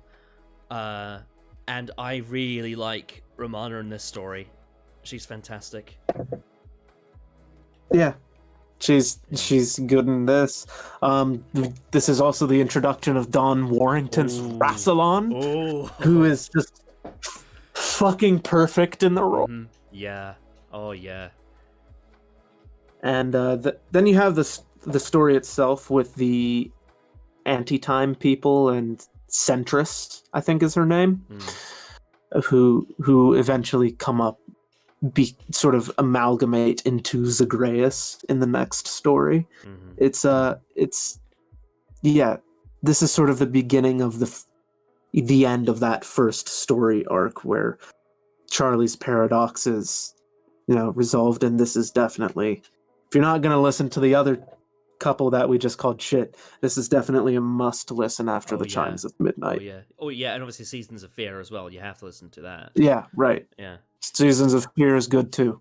Yeah, because Centrist actually appears at the end of Seasons. So, yeah, Neverland is definitely a must listen. And unfortunately, so is Zagreus. Yes. Now, Zagreus is a tough one because obviously it's really inaccessible if you don't get all the references. But I think for the people that it was made for, I think it works. The problem with Zagreus is it is really continuity heavy. You probably will need to have seen all those shit Time Lord stories that we mentioned if you want to. And also listen to a whole bunch of the main range to understand all the references to all the characters that are in it. Yeah. At least like the Evelyn stuff. Oh, definitely, yeah. There's probably not Frobisher, but if you want some context for Lisa Bowerman, probably some of her stuff as well. Just outside of Doctor Who. Yeah, and obviously, you've got, like, you will have had to have seen, you would have to at least be familiar with the TV stuff or the Big Finish or both of the 5th, 6th, and 7th Doctors, Because Zagreus... Yeah, it's not a very good place for people to start. No, I think this is the biggest turning off point for the 8th Doctor Charley era for new listeners. This is why they often say start with the Lucy era, because it's more accessible, which is true. But I still think Zagreus, you just have to know what's going on. That's all. Once you know what's going on, it's actually... I actually really like... Are you there? Yeah, I'm here. You just cut out for a second. Alright. Sorry, might be Singapore. I think it's just one of those stories where you just have to know what's happening and then it'll click. Because when I listened to Zagreus earlier this year, I understood it because I knew all the references. Because I had listened to the entire main range 1 to 49 before listening to Zagreus. So I was like, well, I know what's going to happen. You have to keep in mind the time it came out. Doctor Who was not on the air. I don't think at this point it had actually been planned that it was coming back. Mm-hmm. Or if it was, this was written before it was planned. Yeah. So, but it's a really cool like climax with Charley and the Doctor being possessed by Zagreus. Then of course you get Don Warrington's Rassilon as the big bad. And it potentially works as a finale to the classic series in general. Yeah, it does actually. I don't know. I feel like when this was written, it was written at a time when Big Finish's future was still uncertain. Mm-hmm. So it definitely works as sort of like a send-off to the show. If you've seen all of Classic Who, this is a nice bow wrapped all over it, Yeah, this is like theoretically a very, very good endpoint for the classic series. Mm-hmm. But then, of course, going forward... But that's what it's designed to be. Like, you need to have seen all this stuff to get it.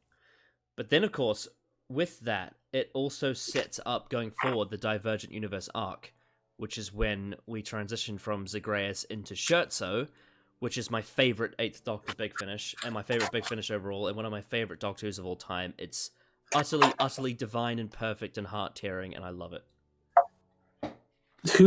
You'd have to be insane not to love Scherzo, which actually reminds me, I do know someone who does not like Scherzo. Yeah. I know, right? Yeah. It's just beautiful Rob Shearman character drama with brilliant actors and brilliant sound. Rob Shearman doesn't like Scherzo either. Does he not? Yeah, he thinks it's fucking dog shit. Yeah, it's funny. He doesn't like Scherzo, and he likes Hellbent. Yeah, what the fuck is up with this man's taste? Am I right? I know. Like, although I get where he's coming from. There are some things that an author will write, and they'll be like, "This is fucking dog shit," and their audience just eats it up. Mm-hmm. And then they also have an. I've had that effect happen. Yeah, and then they also will often have an admiration for a writer that's very different to themselves.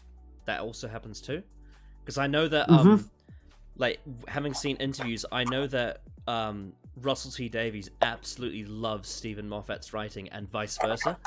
Like, they just froth over each other's writing. Aside from a few details, like, I know Russell isn't a fan of what Moffat did in Day of the Doctor with the Time War retcon, but I know that overall they are very big fans of each other's work. And I didn't like what you did, but if you were going to do it, it was executed well. I mean, that's an exception to the rule. But for example, like when they released the novelizations of Rose and Day of the Doctor, the novels, right?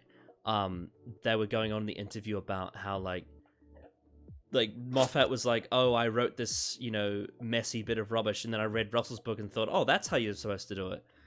He was like saying that like he was complimenting, basically saying, "Oh, Russell knows what he's doing much better than I do." And then of course Russell's like, "Oh, that's a bunch of rubbish, Stephen. You've got some very interesting plot twists all over the page here." It's that sort of thing. Anyway. But yeah, we've already erectile dysfunctioned fucking Scherzo enough. Yeah, it's one video, it's I think. Absolutely divine perfection, and it's better if you have built up to it. You can listen to it as a self-contained story, but it's much better if you already know the Eighth Doctor Charley going into it. You do unfortunately have to go through the hump of Zagreus to get there if you don't really understand the continuity, which might be an issue. But once you get there, once you get to Scherzo, and once you're in it, it's bloody divine stuff. And then after that, we get the Creed of the Crommen, which is the one that introduces Karez. I think there are some interesting things in it. I think the first episode's good, and I like Karez's introduction. I just think the plot's a bit meh. So, I just like the Creed of the Crommen as a whole. Do you? Yeah. It's written by the same guy who did Vengeance. It is, actually. Isn't it? Yeah, and Mind Warp, obviously. Philip Martin.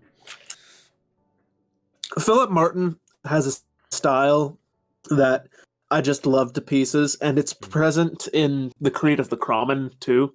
Although I will say the Creed of the Crommen is probably the weaker of the three I would say so. stories I've experienced by him. I absolutely love still fucking absolutely adore Creed of the Crommen. Do you? Okay. I think it's fun. I think it's...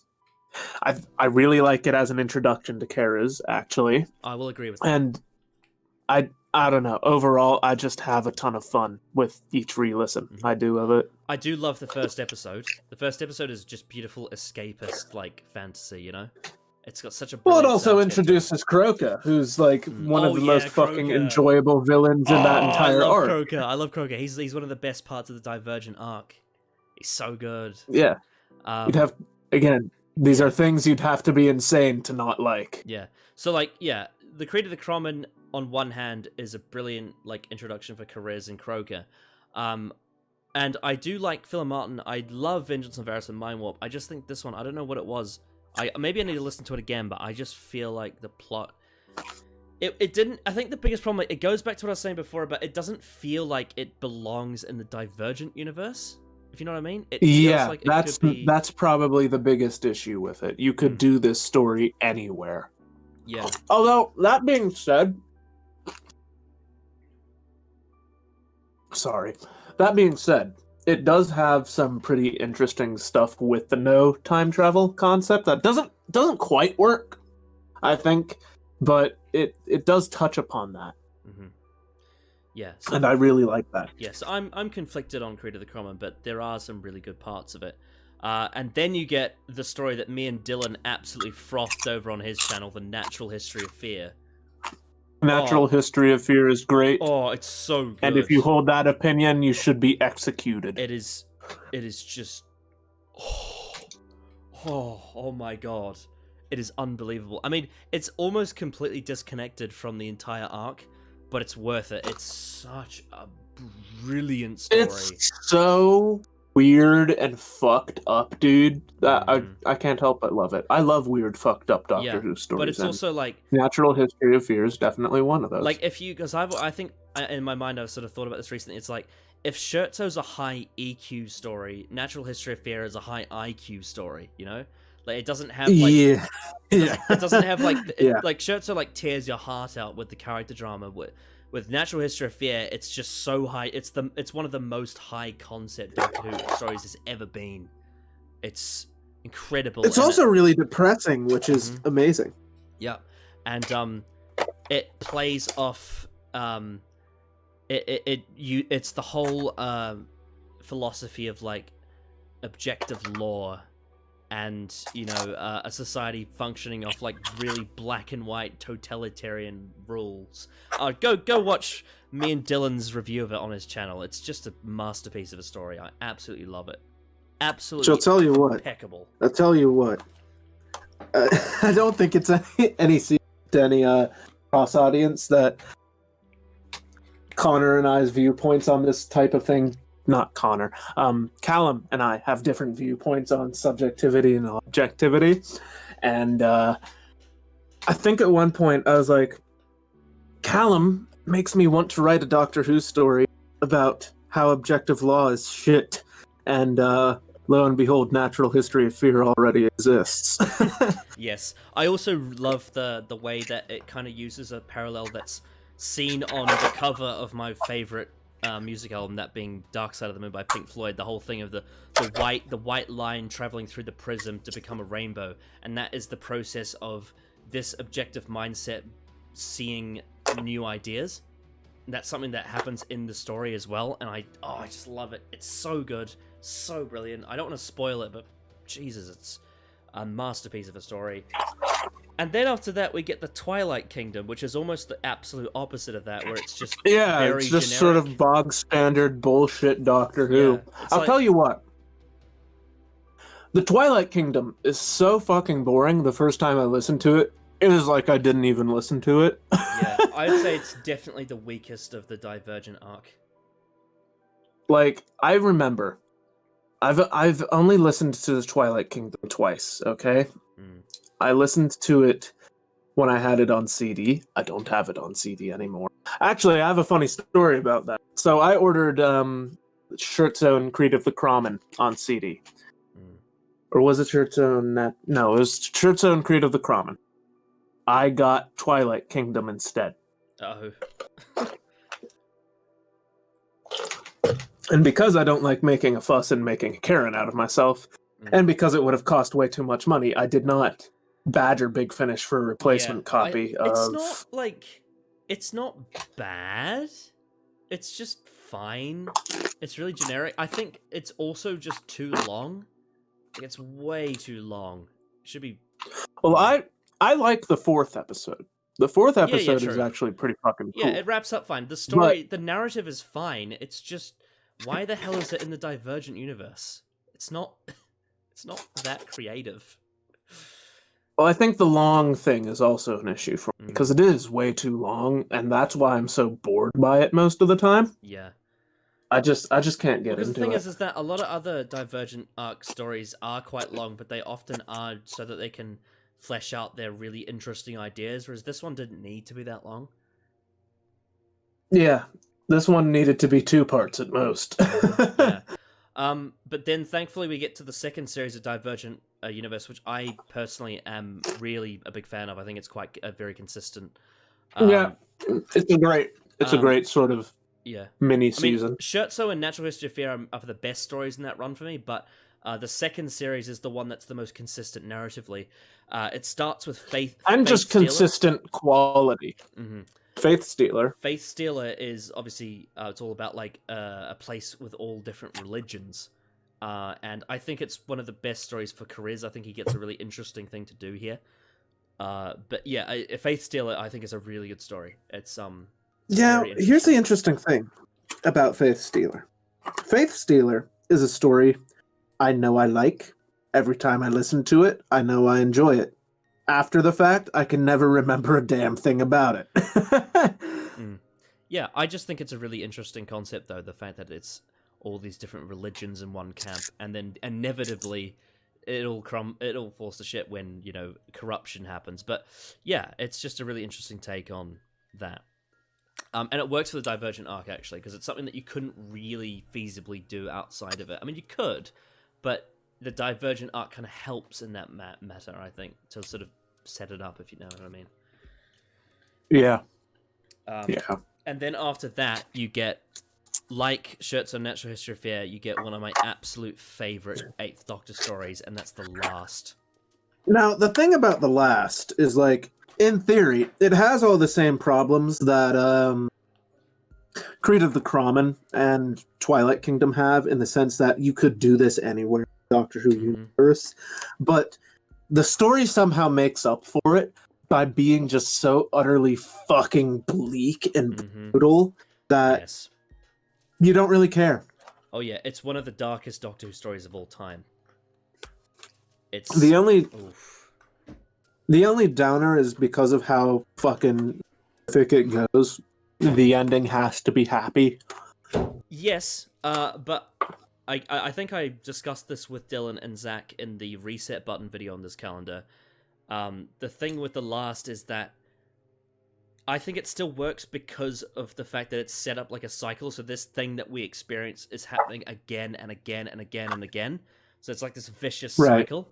The only thing that's a little bit like I could see why someone might criticize it is because of the fact that the Eighth Doctor, Charley, and Kariz escape after, and so. But at the same time, you can't have them not escape after, you know? Yeah, of course. But I still think it really worked. I think my favorite thing about The Last is that with everything that happens, the build up of the whole thing, and this is one of the examples where the long story format really works, because the tension of the whole story just simmers across the whole runtime and just burns up inside. And then you get the very end where you hear him say, "I truly hate you," and it's so earned. And it's like the Eighth Doctor's character arc it's really been brought to like a really, really deep, dark place now.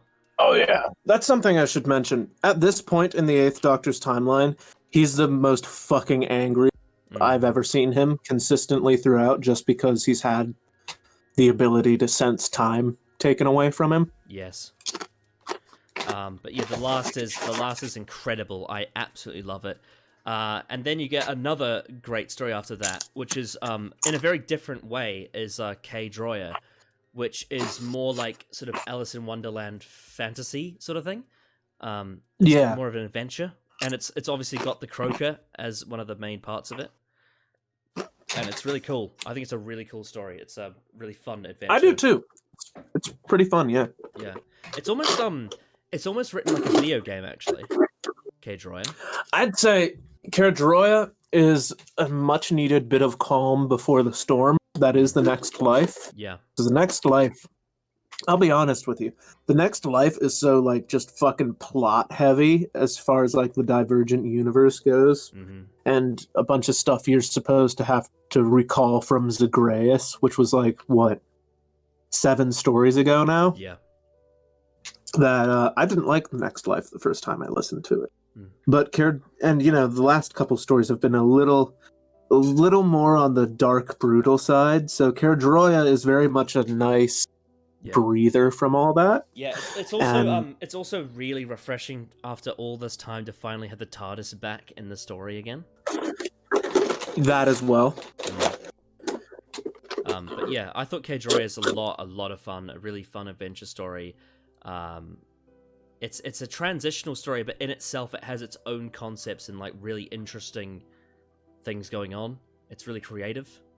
And I love the whole thing of like the Eighth Doctor being separated into 3 different forms. You know, you got like 3 different sides of his character. Who doesn't love that? You got 3 different sides of his character in separated, and it's really cool. How can you not love that? And it works because we've seen all these sides developed throughout all the stories. So it's believable. Yeah, no, each one of these slivers of the Eighth Doctor's personality is like really believable as part of the Eighth Doctor's personality. Mm-hmm. What is it? You have a dopey one who's sort of like fun-loving. You have one who appears sort of normal on the surface, but is actually like pretty bland, and his defining character trait is he's polite. And then you have the fucking angry one. So it's almost like the Fourth Doctor, the Fifth Doctor, and then the Scherzo Doctor. I wouldn't even say that, because here's the thing: Paul McGann's angry persona actually gives me more Colin Baker vibes. Yeah, well, actually, no. I suppose that kind of makes sense then. It's like 4, 5, and 6 in a multi-Doctor story, all played by Paul McGann. Yeah, it's wonderful. Yeah, it's brilliant. And then, of course, that leads into the next life, which is a very long story. The first couple of episodes is sort of taken up a lot by Charley and Carissa's character drama. And then, of course, that blends into the main plot, which is, again, Don Warrington's Rassilon comes back around to end off the Divergent arc. And we get a character who's played by Daphne Ashbrook, who is like... I've got a feeling I'm like, this was meant to be Grace Holloway, but they can't do that because of the rights. But and because... Yeah. And obviously that wouldn't really work because it's a Divergent universe anyway. But Mm-hmm. but I thought that was a really nice touch that she got to appear in it. Yeah. Paul Darrow also plays Carissa's dad. I think his name's Keep? Yeah, he does. Is his name Keep? I think so. Keep's really fucking cool. Yeah. And Paul Darrow's just like a really good actor, Yeah. so... But the next life is, like you say, it's very plot heavy. It's very... Yeah, the next life is very confusing, and I was sort of like, well, that was fucking shit. And then on my second listen through, I was like, okay, this isn't shit, but I need to keep rewinding to actually understand what's going on. Mm-hmm. Yeah. I listened to it once, and I actually was fine with it. I think because I listened to all the stories in like a really close block, the continuity was fresh in my mind. So I think that definitely helped. See, there was a gap between Zagreus and Scherzo for me, so it was a while. Yeah, but I think it wraps it up pretty well, though I do think that, like we've said before, with the original intention of the Divergent arc being much longer than it was, I feel like the next life could have been even better. Yeah, it ends a little bluntly. It is a tiny bit anticlimactic, I'd say. Yeah. However, having said that, I am fine with that, because then after that we get Terra Firma, which is actually the missing part 5 to that Dalek Empire arc, because it directs connectly with the mutant phase. Yeah, and this one is awesome. I love Terra Firma. I actually have a video I'm working on that should be out around the same time as this, explaining how Davros can simultaneously die as the Emperor we see in this and all the other Dalek Empire stories, and also be in New Who, because Big Finish sort of fixes it on its own, but you know, for people who maybe aren't familiar with it, there might be a little more explaining to do, so that's what I'm doing. I also noticed when I listened to Terra Firma, it's quite a refreshing story, because the pace is back to where it was before the Divergent arc. Like, the stories are now structured more like Classic Who rather than the more longer Divergent style, and that was a refreshing change of pace. And also, like, I don't want to spoil any of this for the viewers, but the plot twist in Terra Firma is awesome. It's one of the best in Doctor Who. It's so good. Oh. And I love that Big Finish have protected it as well. They haven't indulged and ruined it. Although imagine if they had, though. Yeah, although I've got a funny suspicion that someday down the line they might get tempted to do it, you know? But we'll see. Well, yeah. No, Big Finish, in the spirit of not spoiling that. Yeah, no, Yeah. it's great. You should go listen to it. Although It's one of my considering- favorite Davros stories. Yeah, although considering that Paul McGann's voice sounds much older now than it did then, it might, I don't know, it might be a motivation not to, because then it would be, I suppose that hasn't really stopped Big Finish before. They all the time do this sort of thing. Yeah. So I'm completely wrong on that, but Terra Firma's great. Go listen to it. And it's a great deconstruction of the Doctor and Davros. Yes. Actually, one last thing. If you're not exclusively listening to the Eighth Doctor stuff, another good couple stories to listen to before this, sort of back-to-back, are Davros and the Juggernauts.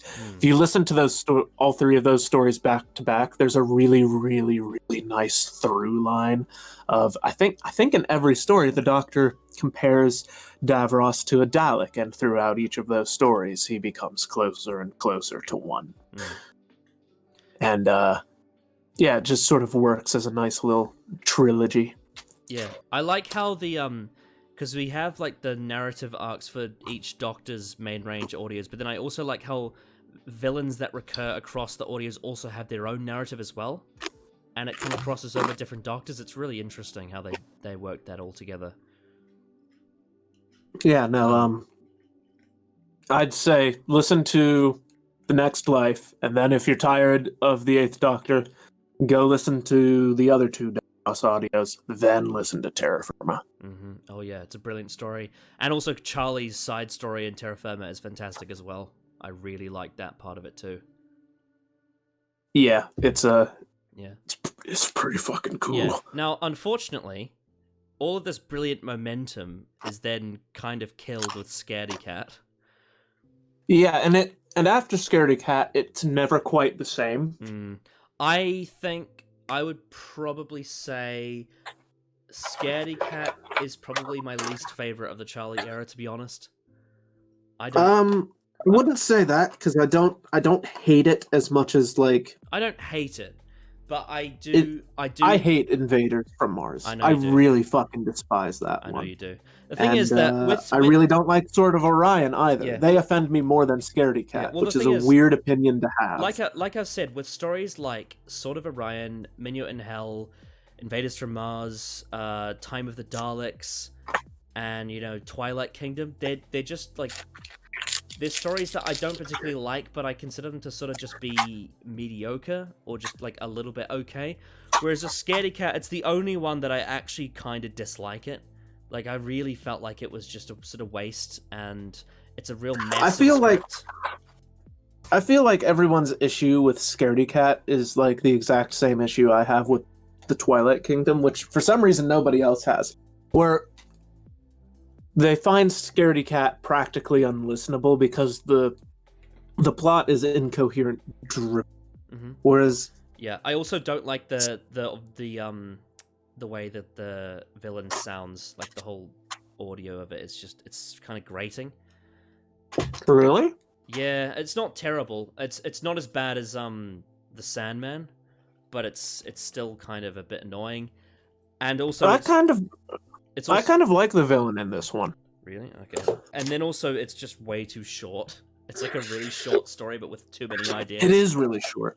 Like, it's got so many ideas that are just mashed together, and it's a mess. Yeah, that's it. That's its issue. It is very messy. For some reason, the plot of Twilight Kingdom, I can wrap my mind around. I don't know if that's because I'm so bored by it, or because it's so long and such a small idea stretched across a thin amount of time. But either way, I cannot fathom Twilight Kingdom, and it seems like a lot of people can't fathom Scaredy Cat. Whereas, when I listened to it, I still didn't like it. I mean, but I was like, it's not that I can't fathom it. It's just that I don't like it.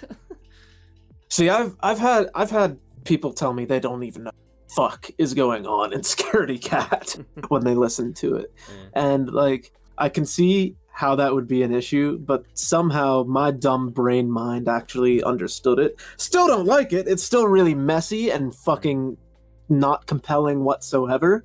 But, and also, like, one of Paul McGann's worst performances ever. Yeah.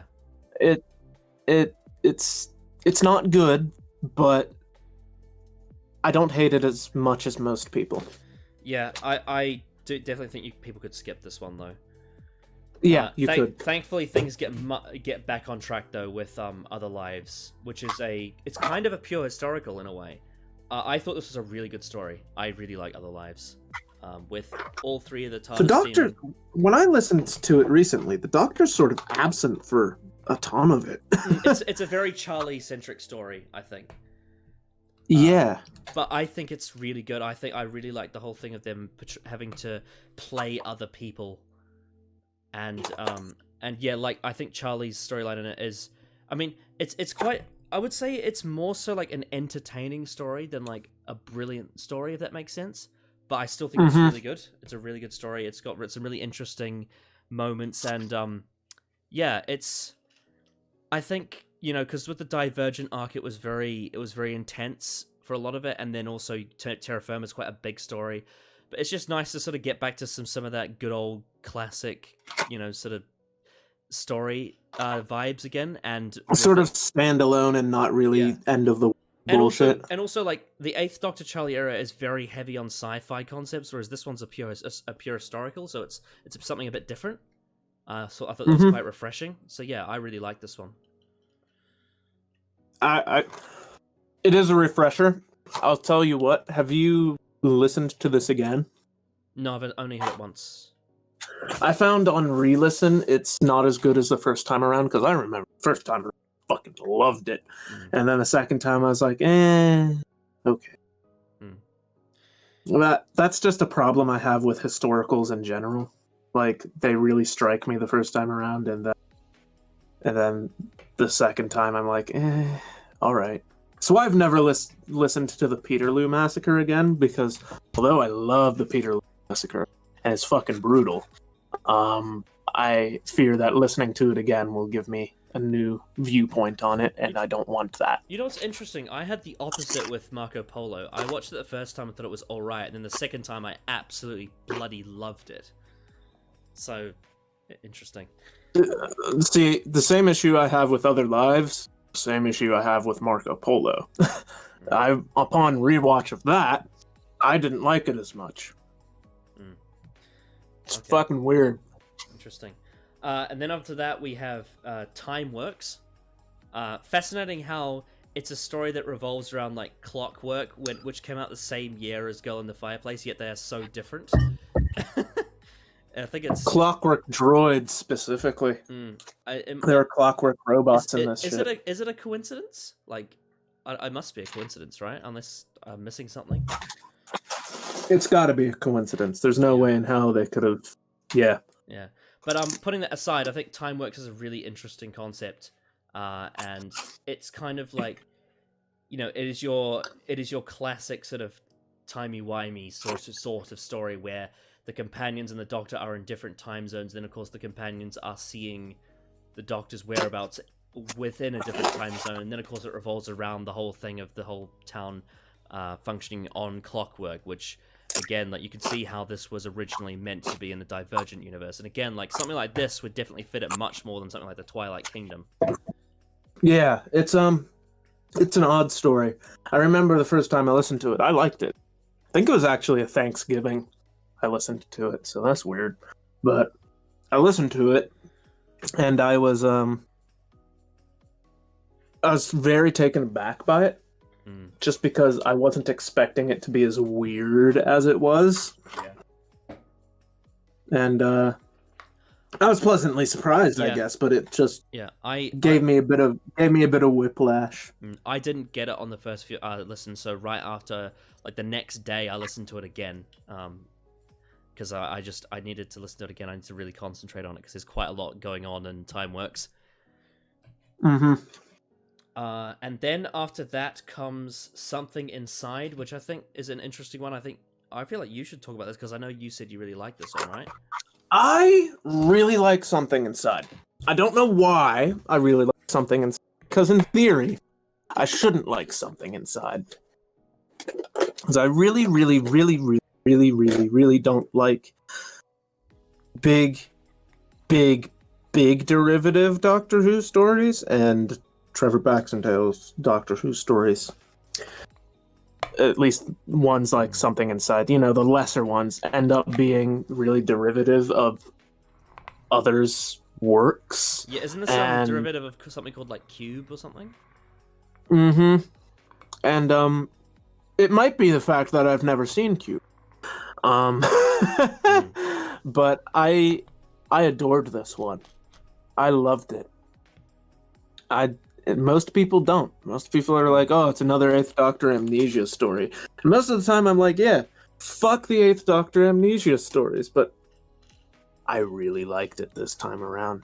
Yes. Like, this thing has so many points going against it that I can't recommend it to other people, but personally, I really like it for some reason. I think it's entertaining, and I think it has a really interesting idea at its core. I just don't think it quite goes where it should.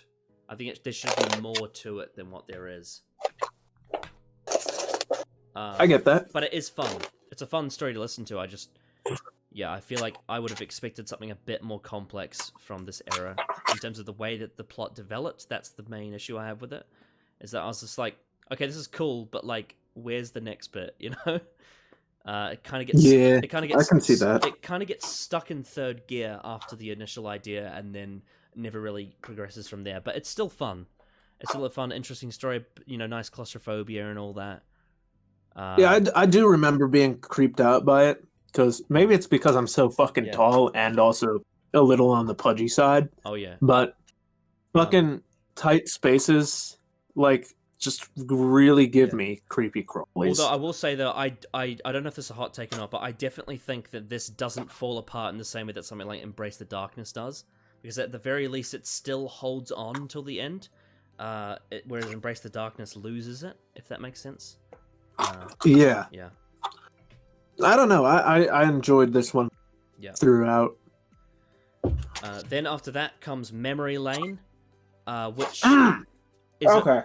I don't like this one. Okay, go ahead. I don't know. I just found it really fucking boring. Oh, is that all you got to say about it? That's all I've really got to say. Like, nothing really captivated me with it. Like, there's this whole fucking mystery going on with the creepy ice cream truck, and I'm like, okay, that's fucking cliche. I've seen that done before. Ooh, fucking astronaut with an ice cream cone. Ooh, fucking spooky. It didn't grip me. Right. So I guess I came into it wanting something sort of like the previous stories have given me, something weird and trippy, but also like kind of uncanny valley and creepy, and I did not get that from this story. So interestingly, this one for me, again, it's not quite to the same extent, but it sort of has the issue that stories like Embrace the Darkness have, where in fact, I would say probably more extreme in this case, because I love the first half of Memory Lane. Like the whole thing of like all the houses being the same and with the ice cream truck and all that. I'll tell you what else. I don't fucking understand that second half. Yeah, so I really like the first half and all that. It's just that once the actual plot kicks in the second half, it kind of loses me, and I'm like, it's not really what I thought it was going to be, and it doesn't turn out as interesting as you'd hope, considering how the concept starts. But yeah, for me, the first half is enough for me to really like the story as a whole. I just think that the second half could have been better. And again, I think that this is a running issue with a couple of these late Eighth. I mean, obviously it's the same thing with Embrace the Darkness early on, but with the late Eighth Doctor, like post Terra Firma era, is that it feels like some of these ideas are a little bit half baked, and that's the issue I'm having with them. Is that they're great ideas, but they need to really hit the finish line like some of the earlier ones do. Well, I think it's that fucking Doctor Who came back and had the stories lined up, and you had to do a bunch of quick rewrites on them that would also lose important elements of those stories to begin with.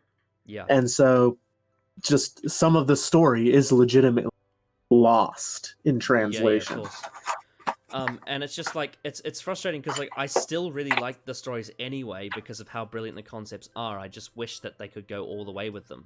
That's the issue. Is I wish that they could really, really push it all the way. And I think that's probably, if I were to have a criticism of the Charley era, that's the one thing that really does frustrate me, is when they don't fully flesh out all of the ideas they have. That's the only thing that really irritates me, is when they don't do that. Because you can see how brilliant it is when they do, with stuff like Chimes of Midnight and Seasons of Fear and Neverland and Scherzo and Natural History of Fear and all that. It's just that when they don't do it, it's like, oh, come on, you were almost there. You were so close. Yeah. Then after that, we get Absolution, which is the final story for Kariz. This one's weird because I feel like most of it is really generic, and then the very end is incredible. Like the very last 5 minutes That's of the story. That's sort of how I feel about the next one. Okay. This one though, I really like. I remember, because I've only listened to it once, and that was a couple years ago, so I don't remember particularly well, but I do remember enjoying it thoroughly. I think it was probably because I was like, oh, they're finding something with Kariz. And yeah, that's pretty much all it has going for. They finally do something with Kariz, and I guess the audio visuals in my head were really fucking distinct and creepy. It's quite it's not really the kind of story that you usually get in Doctor Who. Actually, it's quite different. It's a bit of a mindfuck. Yeah. I kind of like Absolution. Yeah. Like, I know if you did an in-depth analysis of it, it's probably not that special, and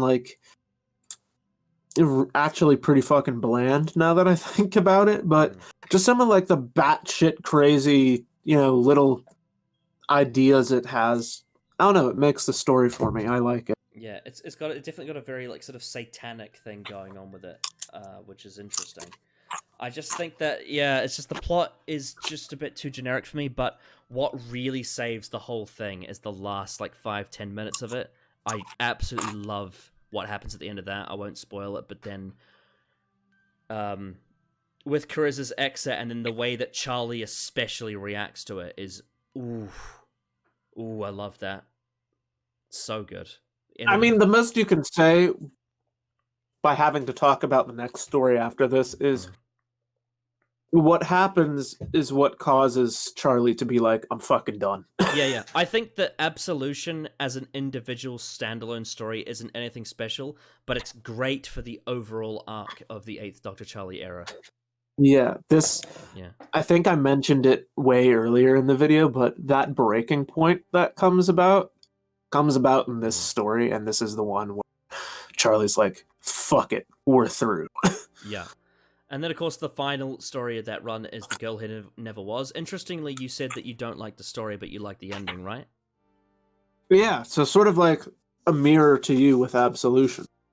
Yeah, I found it really boring the first time through. Again, it was sort of like, I felt like it was stuff I had seen before.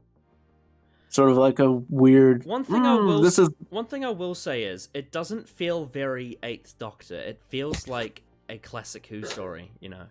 It's quite I don't know. I feel like for a finale to an 8th Doctor series, you kind of need it to feel 8th Doctor-y. I think that what they might have been going for is they wanted it to feel a bit like Storm Warning, and sort of that vibe, except with the characters obviously now being developed. But it is very much a sort of one last hurrah, swashbuckling end, and it's got the Cybermen in it, and and all that.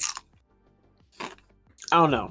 For some reason, despite liking the ending, I feel like if we had ended with Charley leaving in Absolution and not this one, that ending probably would have.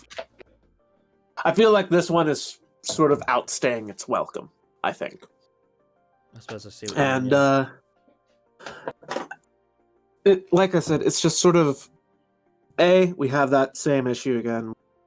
Big Finish has used the Cybermen really well, and they've also done the exact same thing that the classic series has done and made them dog shit.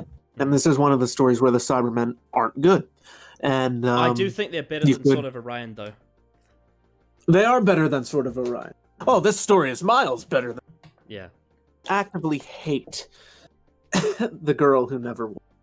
I do actively hate Sword of Orion. But yeah, so the Cybermen aren't great in this. As far as that whole twist with that old woman not actually ending up being Charley, saw that coming, really predictable, sort of, been there, done that. I don't know, it just sort of felt like a hodgepodge of ideas and wasn't particularly compelling. Interesting, because I thought it was quite a fun, entertaining story, but I will say it is a little bit tonally odd considering the mood that it's trying to go for at the end. That's the only thing I would say. Is it's like, oh, yeah, out of context, that awesome ending scene is really good, and I love it. Yeah, and I love how it's done. Yes, but the story itself doesn't feel like it earns that ending. It almost feels like the only reason I believe that ending is because of everything that happens prior to the girl. Not the girl who never was itself. Yeah, but though having said that, in terms of the Cybermen, I'm glad that we finally got. For me, I was a bit worried. I was like, "Oh, is every 8th Doctor Cyberman story going to be just a little bit off?" And then we got Human Resources with Lucy, and I actually really liked that one. Yeah, Human Resources is good. But yeah, no. So that's sort of the 8th Doctor, Charley stuff. I think most of the stories are really good. It's just that there's a few that don't hit. That comes down to the nature of being experimental, and also with the circumstances of them having to change the Divergent arc because of New coming back and them wanting to start the whole Lucy thing. And then also with, like I said, in some of them, some of the concepts don't get fully realized, and that is a shame because there's some brilliant ideas in most of these stories. But when it hits, it hits hard, and it's some of the best Doctor Who's that's ever been. Oh yeah, no, although it seems like I've ragged on a lot of it, it still manages to be my favorite run of the franchise in general. Just purely out of how brilliant some of the stories are and how well crafted the overall arc is for the Charley and 8th Doctor. I'd also say, compared to a lot of the TV show itself, because the TV show does admittedly hit when it hits and misses when it misses. The TV show itself has never been particularly consistent in terms of quality, I think. I think it has. That's me. In some areas. There are brief areas, but never for an entire tenure of something.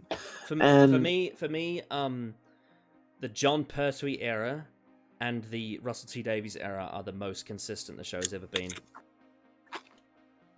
That's true. For you, it's slightly different because for some reason you like almost all of the stories from that time. Yeah, whereas there isn't actually one specific era or tenure of someone's time on Doctor Who that I don't think is riddled with issues, but this is definitely the closest the franchise has come to it. Right, so for you, the 8th Doctor era is the closest it's gotten to that. Okay. Yeah, this is the closest it's... Specifically the Charley era, because there's some rank-ass stuff in the Lucy era. Especially, the entire 3rd season of Lucy is fucking dog shit. I haven't heard that one yet. I'm waiting for there to be a sale, so I don't have to mortgage a Lamborghini to buy it. Yeah. What else is dog shit? Yeah, and a lot of the stuff that's coming out right now, I do like the Time War stuff.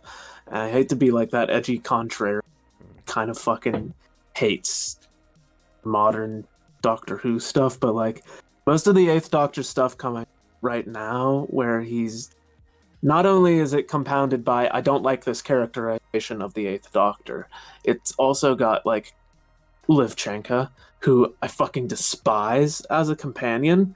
It's just not particular, and I don't find the stories compelling. Yeah, no, this is the closest that the Eighth Doctor had in all of his stuff, and I mean, this might Doctor just Who be, as a whole I has might come just- to being very consistently good over a run of stories. I suppose it might just be being me being a bit of a fanboy or something, but like for what I've seen, obviously I haven't seen everything and heard everything, but like for me the classic series, especially the 60s and 70s, is very consistent, and the Davies series is very consistent, and I would even say to an extent the 80s I enjoyed most of it, and I've enjoyed almost all of the Big Finish I've heard, and the only real period of the show that I've experienced that I haven't had this euphoric, mostly positive feeling for is Moffat and Chibnall. That's the only real period of the show where I'm like, oh, this isn't as consistent as I'd like it to be. Because everything else I'm pretty positive on. And to I'm be not honest. going through and saying things like, Doctor Who as a whole is shit. No, that's not what I'm saying. It's just like, I find that every sort of tenure or era of the show is very spotty, and it has never been like very, very consistently good. Like, I've not had a run of stories that's like, 5 stories in a row, brilliant. Interesting. Even my favorite season of the show has a massive golden turd on What, it. Silver Nemesis? Silver Nemesis. See, because the thing is, like, I'm the opposite of that. Like, my favorite seasons, like, I like every story in them, so I suppose I kind of count myself lucky in that regard. Yeah, no. As much as I love Doctor Who, because when it's good, it's good. It's dog shit. It's dog shit, and I'm not afraid to basically say when I think something's dog shit. But yeah, even if it is not the popular opinion. damn, if only you liked the Ambassadors of Death, Brian. You could have had a perfect season up your sleeve. Oh dear. Fucking yeah. No. Don't Wow. like. There are a couple seasons like that. Like, if I liked Revenge of the Cybermen, there you go. Oh dear. Yeah. Anyway, what was I going to say? Oh yeah, it's interesting that we've started to compare to other eras, because that was the other thing I was going to touch on, but we've already sort of done that now. Yeah. Yes, I haven't listened. We've done it a couple times. I've done it a couple times throughout the video, just because I have big brain knowledge of 8 stuff. Yeah, so all I can say is that I've only heard the first 2 series of Lucy era. I haven't heard the 3rd and 4th. All I can say is that I feel like with the Lucy era, there's a lot more structure to it, and there's a lot of forward planning going on, and I think that's something that I do really like. However, having said that, comparatively, I still prefer the Charley era, and I think the reason why is because of the quality of the stories. And the quality of the stories are much better in the Charley era. They're just so much bigger and more experimental, and when they hit it right, it's some of the best Doctor Who ever. Whereas, from what I've heard so far, the Lucy era, the only one that I would actually consider like a really, really high classic is Zygon Who Fell to Earth. And maybe... Oh, I love Zygon Yeah. Who Fell to Earth. And maybe Human Resources at a stretch. Because the rest of it, it's good. I like it. I quite like the Morbius finale of season 2. It's ruined. I love... kind of fucking ruined by Orbis when you get to that. Just a fair again, warning. Again, I haven't listened to Series 3, but I really like the first one, Sisters of the Flame. The second one, I think, is decent, but I don't love it. Oh, I really liked it. I thought it was sort of like Doctor Who's Reichenbach Fall. But yeah, I did really like Human Resources and Blood of the Daleks, but for me, the only one that I really would call a classic is Zygon Who Fell to Earth so far. Though, again, like I said, like people say that Series 4 is quite strong, so I have to wait until I get to that. I actually don't think Series 4 Lucy arc's quite strong, which is weird. So I think, like, the last 2 stories are really good, but the rest of it's kind of hit or miss. I do like the Book of Kells, the monk stuff that's in there is really solid, but everything else is kind of meh. All right. Well, again, I can't comment on it. But and in terms that's why I am. Yeah, and in terms of like comparing to the TV show, like I said, I'm a big fan of the TV show overall, aside from like since 2010. So comparing it, what I can say is that I do think it holds up comparatively. It is very different to the TV show in style, but in terms of how much I like it, I definitely think it holds up against a lot of the greats, you know. It's fantastic, the Charley era. Though I do think that it's one that is best served at the experience level. I feel like if you've already watched a whole bunch of Doctor Who from classic and new, I feel like the Charley era you can jump into. I think if you're a new listener, you might find it a bit overwhelming, though, because some of it is definitely at the advanced level. I mean, like, if someone's first story was the natural history affair, I think they would be a bit overwhelmed by it. Well, I'll tell you what. I have this buddy of mine. He's my best friend. I think I've mentioned him to you before, specifically, Zach. Yeah. He's, after years and years, he finally decided, you know what? I'm gonna try out Doctor Who. He started with Tennant, by the way. So We didn't start with Eccleston. oh no, wait, he did start with Eccleston. I didn't know he started with Eccleston though. My bad. He said, "You watch a season of JoJo's Bizarre Adventure," which I did, and I admittedly enjoyed it. And no, I'm not going to talk about it anymore. Other than that, he said, "I'll watch a season of Doctor Who if you will watch a season of JoJo's Bizarre Adventure." And I drug my feet, but I was like, I need someone to talk to Doctor Who about with other than my online boys. So I was like, fine, fucking do it. And he's hooked. Mm-hmm. He doesn't actually have a really good way of watching Doctor Who at the moment. So I think I bought him the rest of Tennant's stuff for Christmas. But the man has like obsessively been looking into it and like pages. I'm like, dude, you need to chill the fuck out. And he said something along the lines of, I really want to get into the audios. I really want to start with Paul McGann. And I said, okay, you're gonna have to watch some of the classic show first. Yeah, it's a bit overwhelming, isn't it? Yeah, I was like, look, I get it. He's my favorite Doctor. If I like it, it must be good, in your opinion. But you need context. Mm-hmm.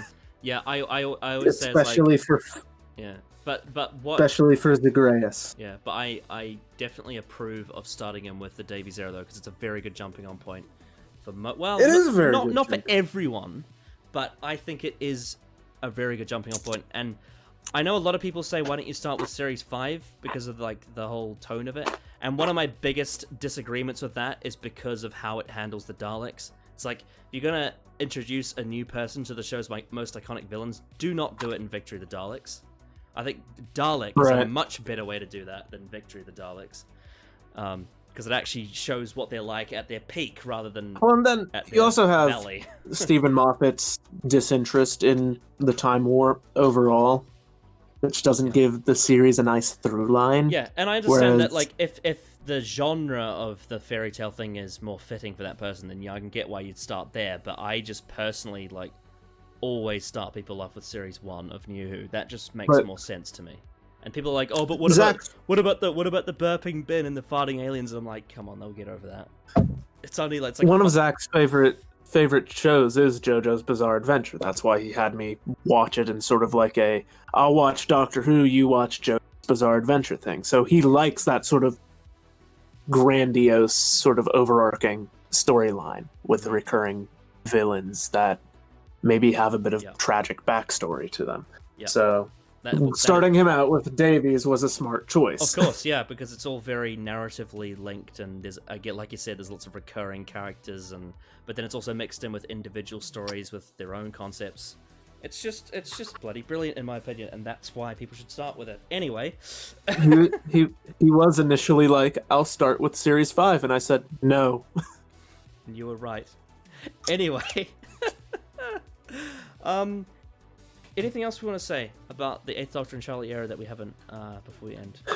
I think we should probably get a definitive list of like essential stories for if you want to listen to an abridged version of it, because we sort of gave one throughout, but we should just quick fire it. So Storm Warning, obviously. Storm Warning, Stones of Venice, then Chimes of Midnight, Seasons of Fear. Seasons of Fear, Neverland. Yeah, Neverland. Yeah, you kind of have to listen to Zagreus, don't you? Zagreus, Yeah. unfortunately, as I said earlier. And then Scherzo, Creed of the Kramen, Natural History of Fear. You can probably Right. skip the Twilight Kingdom. Faith Stealer. Face Stealer, The Last, Cage Royer, The Next Life, Terra Firma, Other Lives, Time Works, Something Inside, probably. Probably not. Yeah. You don't need Memory Lane either. By Other Lives, By Other Lives and Time Works, you have a pretty good idea of what they're going Yeah, for. if you with want to check out Garrus, Something and you Inside of Memory Lane, you can, but it's up to you. And then you absolutely need Absolution and The Girl Who Never Was. Yeah. Yep. That's about it. Yeah. But yeah, no, it's a really solid run. It's my favorite, and I don't know. It's what made me fall in love with Paul McGann, not only as the Eighth Doctor, but as like a really fucking stellar actor in general. Yeah. It's also probably helpful to watch the TV movie first, though I think most people who are listening to this will have seen it. Yeah. That's one thing I'm always like sort of looking from left to right about when I say, oh, you need content for Zagreus, because like, who the fuck is gonna listen to Big Finish and not have at least, some idea of what's going on in Classic Who? Mm-hmm. Anyone who's hard, I don't want to gatekeep. That's not what I'm trying to do here. But there's a certain type of person that listens to Big Finish, Anyone who's like hardcore enough fan to do that shit is more than likely, not always, more than likely to know what's going on in Doctor Who. Although there's sometimes you get some very unique circumstances. I think one of the most unique Doctor Who fans I've ever met is Marcus Cotton, because he seems to have listened to a lot more Big Finish than watched the TV show, which is really strange, but it's interesting. If you know what I mean? Yeah, I know what you mean. Yeah. I'm actually fascinated. I don't understand that, though. Yeah, I'm actually fascinated because, as to how this happened. that was never me. Yeah, I've actually... I do know of another person who wasn't actually introduced to Doctor Who on TV. They grew up listening to the Paul McGann radio dramas on BBC Radio. Okay. So, like, that was their introduction to the show. Which is fucking wild, because I didn't... Before that, it never even occurred to me that could have happened. I have a friend who's actually been on this channel, Matt. He's only read the books. He's never watched the show. Well, actually, no. Technically he has seen a few episodes because of me. I gave him links to watch them, but before he met me, he'd only ever read the books from the library. He'd never watched the show. That's pretty crazy. Seriously? Yeah. That's fucking wild, dude. Yeah. Fucking weird. Anyway. Like, what books had he read? Did he read, like...